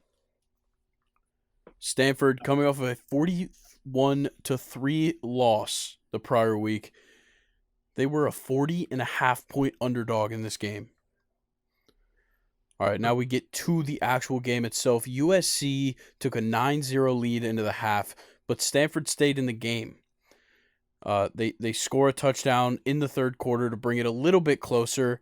But going into the fourth quarter, Stanford was down 16-7. So we'll just go ahead and say it. USC was not going to cover the spread. That's for damn sure. Open up this fourth quarter, Stanford scores a touchdown. They make it a 2-point game. USC answers right back with a touchdown of their own. They go up 23-14 in the fourth quarter. Stanford has to settle for a field goal on the next drive. It's now 23-17, and this is when it happens. There's 5 minutes remaining when USC is up 23-17. With 2 minutes and 50 seconds on the clock, USC quarterback John David Booty threw his third interception of the night. This set up Stanford to march down, score a touchdown, take a 1-point lead over the Trojans. The Trojans had 40 seconds to get 60 yards for the touchdown, and it goes sack, incompletion. This sets up 4th and 16. John David Booty let the nation know he earned that last name with the 4th interception of the game. And now we come to today. For a decade, this stood as the biggest upset by point spread in 30 years. A 40.5-point underdog takes the win outright over the number 2 team in the nation. It's a good one. Yeah, it's ridiculous. And a little fun fact, sophomore wide receiver, and you might know the name, Richard Sherman, had 3 receptions for 45 yards for Stanford in this game. Damn. Okay. Yeah, I totally forgot. And I knew this, but when I was looking at this game, totally forgot that Richard Sherman played wide receiver in college. That's the first time I've even heard that. And then he became, one of the best corners of our generation. Sure. Hey, Grayson, you ready for mine? Yeah, let's hear it. Do you remember? Now, this is actually our era of watching football. Michael Vick in 2015 with the Steelers. Top of your head, do you remember Michael Vick playing for the Steelers at all? Not at all. Let me enlighten you. It's week 3. I'm sitting at home watching the Steelers play the Rams. It's a very low-scoring game. Ben Roethlisberger's not playing too well, but bam, he gets hurt. Michael Vick comes on the field, and I'm pretty sure at the time I didn't even realize that Michael Vick was our second-string quarterback, but went 6 for 5, 38 yards, and we got a 12-6 win. Well, Big Ben was hurt, so Michael Vick was our quarterback in week 4. He played Baltimore. He completed 19 of his 26 passing attempts. He had 124 yards and a touchdown against Baltimore. He also had 9 rushes for 33 yards. We did lose that game 20-23, though. Little bit sucky there, but Michael Vick, he's serviceable, right? Week 5, completed 13 of 26 of his passes, but 203 yards this time, a touchdown, a pick, 1 carry for 24 yards. This was a 24-20 win against the San Diego Chargers on Thursday Night Football. And I hope you know this play, but this was when we got down all the way to like the 1 or like somewhere inside the 3-yard line, and seconds left. Instead of kicking the field goal to tie the game, the Steelers let Le'Veon Bell run it in from wildcat formation, and we walked it off as the time expired. So I do that remember was week that 5. play. Yeah, I definitely sick do. play. Oh, Michael Vick was the quarterback in that game. In week 6, Michael Vick gets hurt. He was threw the ball 8 times, completed 3 of them, only had 6 yards, no touchdowns, obviously, but he had 5 carries for 47 yards. Landry Jones, ended up coming into the game as our 3rd-string quarterback. Won that game 25-13 in a win against Arizona. And yeah, I just wanted to know if you remembered Michael Vick and his tenure with Pittsburgh. I don't whatsoever. It was an interesting time. He did well though. I mean, let's see. In the games that he played in, we were 3-1. That's pretty good. Interesting. Look at Mike. Old Vic. All right. Well, let's get into Stake Your Claim, and then we'll get out of here. Luke, what you got? So, like I said, pre-recording, obviously I didn't tell Grayson my Stake Your Claim because we would never do that. But I don't have any stats to back this up. This was kind of just one that I came up with, but it's one that I've worried and thought about for a long time. The Yankees will never win a World Series with Aaron Judge. That Okay. is my hot take. I don't think that I think this Yankees team is definitely a postseason team, but I don't think Aaron Judge will ever win a World Series with the Yankees. I think he'll be a Yankee his whole career, but I don't think he's going to win a World Series. Well, with as much money as they're giving him, he better be a Yankee his whole career. Right? I, Yeah, I, that's I my think claim. it's an accurate take. Look, it takes a lot to win a World Series. It takes much more than a right fielder. And look, it takes pitching. And look, you've got pitching, but it takes consistency over the entire season. That is something that is few and far between. As well as that, you got to get hits from everywhere on the field. It can't just be Aaron Judge hitting home runs. One run a game ain't gonna cut it. Yeah. Like the past Yankees teams, like you've had the likes of Didi Gregorius, Aaron Judge when he was younger. And the Yankees have had exciting postseason teams, but even kind of watching them, there was never a time where I was like, yeah, the Yankees are gonna, the Yankees are really like one of the better teams this year. Of course, not last season, but the season before that, completely blew it in Fenway against the Red Sox. Garrett Cole sucked, and I can't see this Yankees era being a champion. I just can't. We'll be in the playoffs, but I don't think we're going to have anything to show for it, really. All right. Well, nothing makes me happier than that. A Yankees fan admitting that they're not going to win a World Series. Yeah, I'm sorry. Hope I'm wrong. All right. Well, I'm going to go ahead and stake my claim. Trevor Lawrence will be a top 5 quarterback next season. Oh, wow. Look, in my top 5, Kirk Cousins snuck in at 5. Who was your number 5 again? Lamar. Yeah. Oh, okay. Yeah, I kind of forgot about that. Whatever. Trevor Lawrence is gonna be top 5. I'm still holding it down. Look, there's uncertainty with Lamar and the Ravens. They don't even know if he's gonna be there. They have no idea what's going on. Trevor Lawrence knows exactly where he's at, and he's got the weapons. We talked about it. They're adding Calvin Ridley now. He's got offensive weapons. Evan Ingram, great last season at tight end. Travis Etienne, solid running back. They've got the offense to back him up. Improve that offensive line just a little bit. Trevor Lawrence is 100% going to be one of the best quarterbacks in the league. You know what? I like that take, but I'm going to ask you a question it'll force you to take it a step further. So obviously in the realm of the NFL and especially in quarterbacks is we kind of have like quarterback eras, like you and I, Grayson, we grew up with, Brady, Rodgers, Roethlisberger, Breeze, Manning, both of the Mannings even, and, guys like that. Do you think if what you're saying happens is true, right? He's a top 5 quarterback. Do you think it is now kind of like him stapling himself among Mahomes, Hurts, Burrow, and Allen and Lamar and guys like that? Or do you think it's like a top 5 and he'll kind of like flatline after that? No, I think he's going to get there and he'll be there to stay. I think that, this playoff appearance is not the last we see of Trevor Lawrence. Of course not. And I think that, an AFC championship games in the future, maybe a Super Bowl. But with what they have right now, they can win this division. Because, look, the Texans are far away from a playoff appearance no matter who they get in the draft. They could. Titans are fucked. Yeah, Titans. There's no telling what's going on there. Colts, they're kind of in the same boat as the Texans.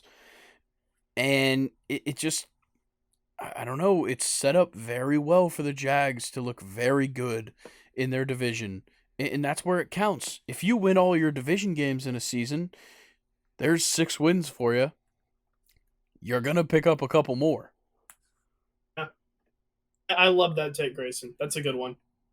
I mean, it's time. He's so entertaining. And I mean, we watched him in that, playoff comeback. And he did kind of get sent out of the playoffs, obviously by the Chiefs, who kind of to make Trevor Lawrence look better is the Chiefs ended up being Super Bowl champions. So, and even I want to say, I don't remember the score exactly, but it was 27-20. Yeah, like it's a close game. So yeah, I love this take by you. He's definitely, I think he'll staple himself as a top five quarterback next season, and we'll see that throughout the rest of his career. Yeah, I think he is 100% come on the come up, and he will be here to stay. All right, Luke. Anything else you've got for the people? Yeah, I think we're good. We've already talked their heads off enough this time. But like I said the last time we went long, you better enjoy it.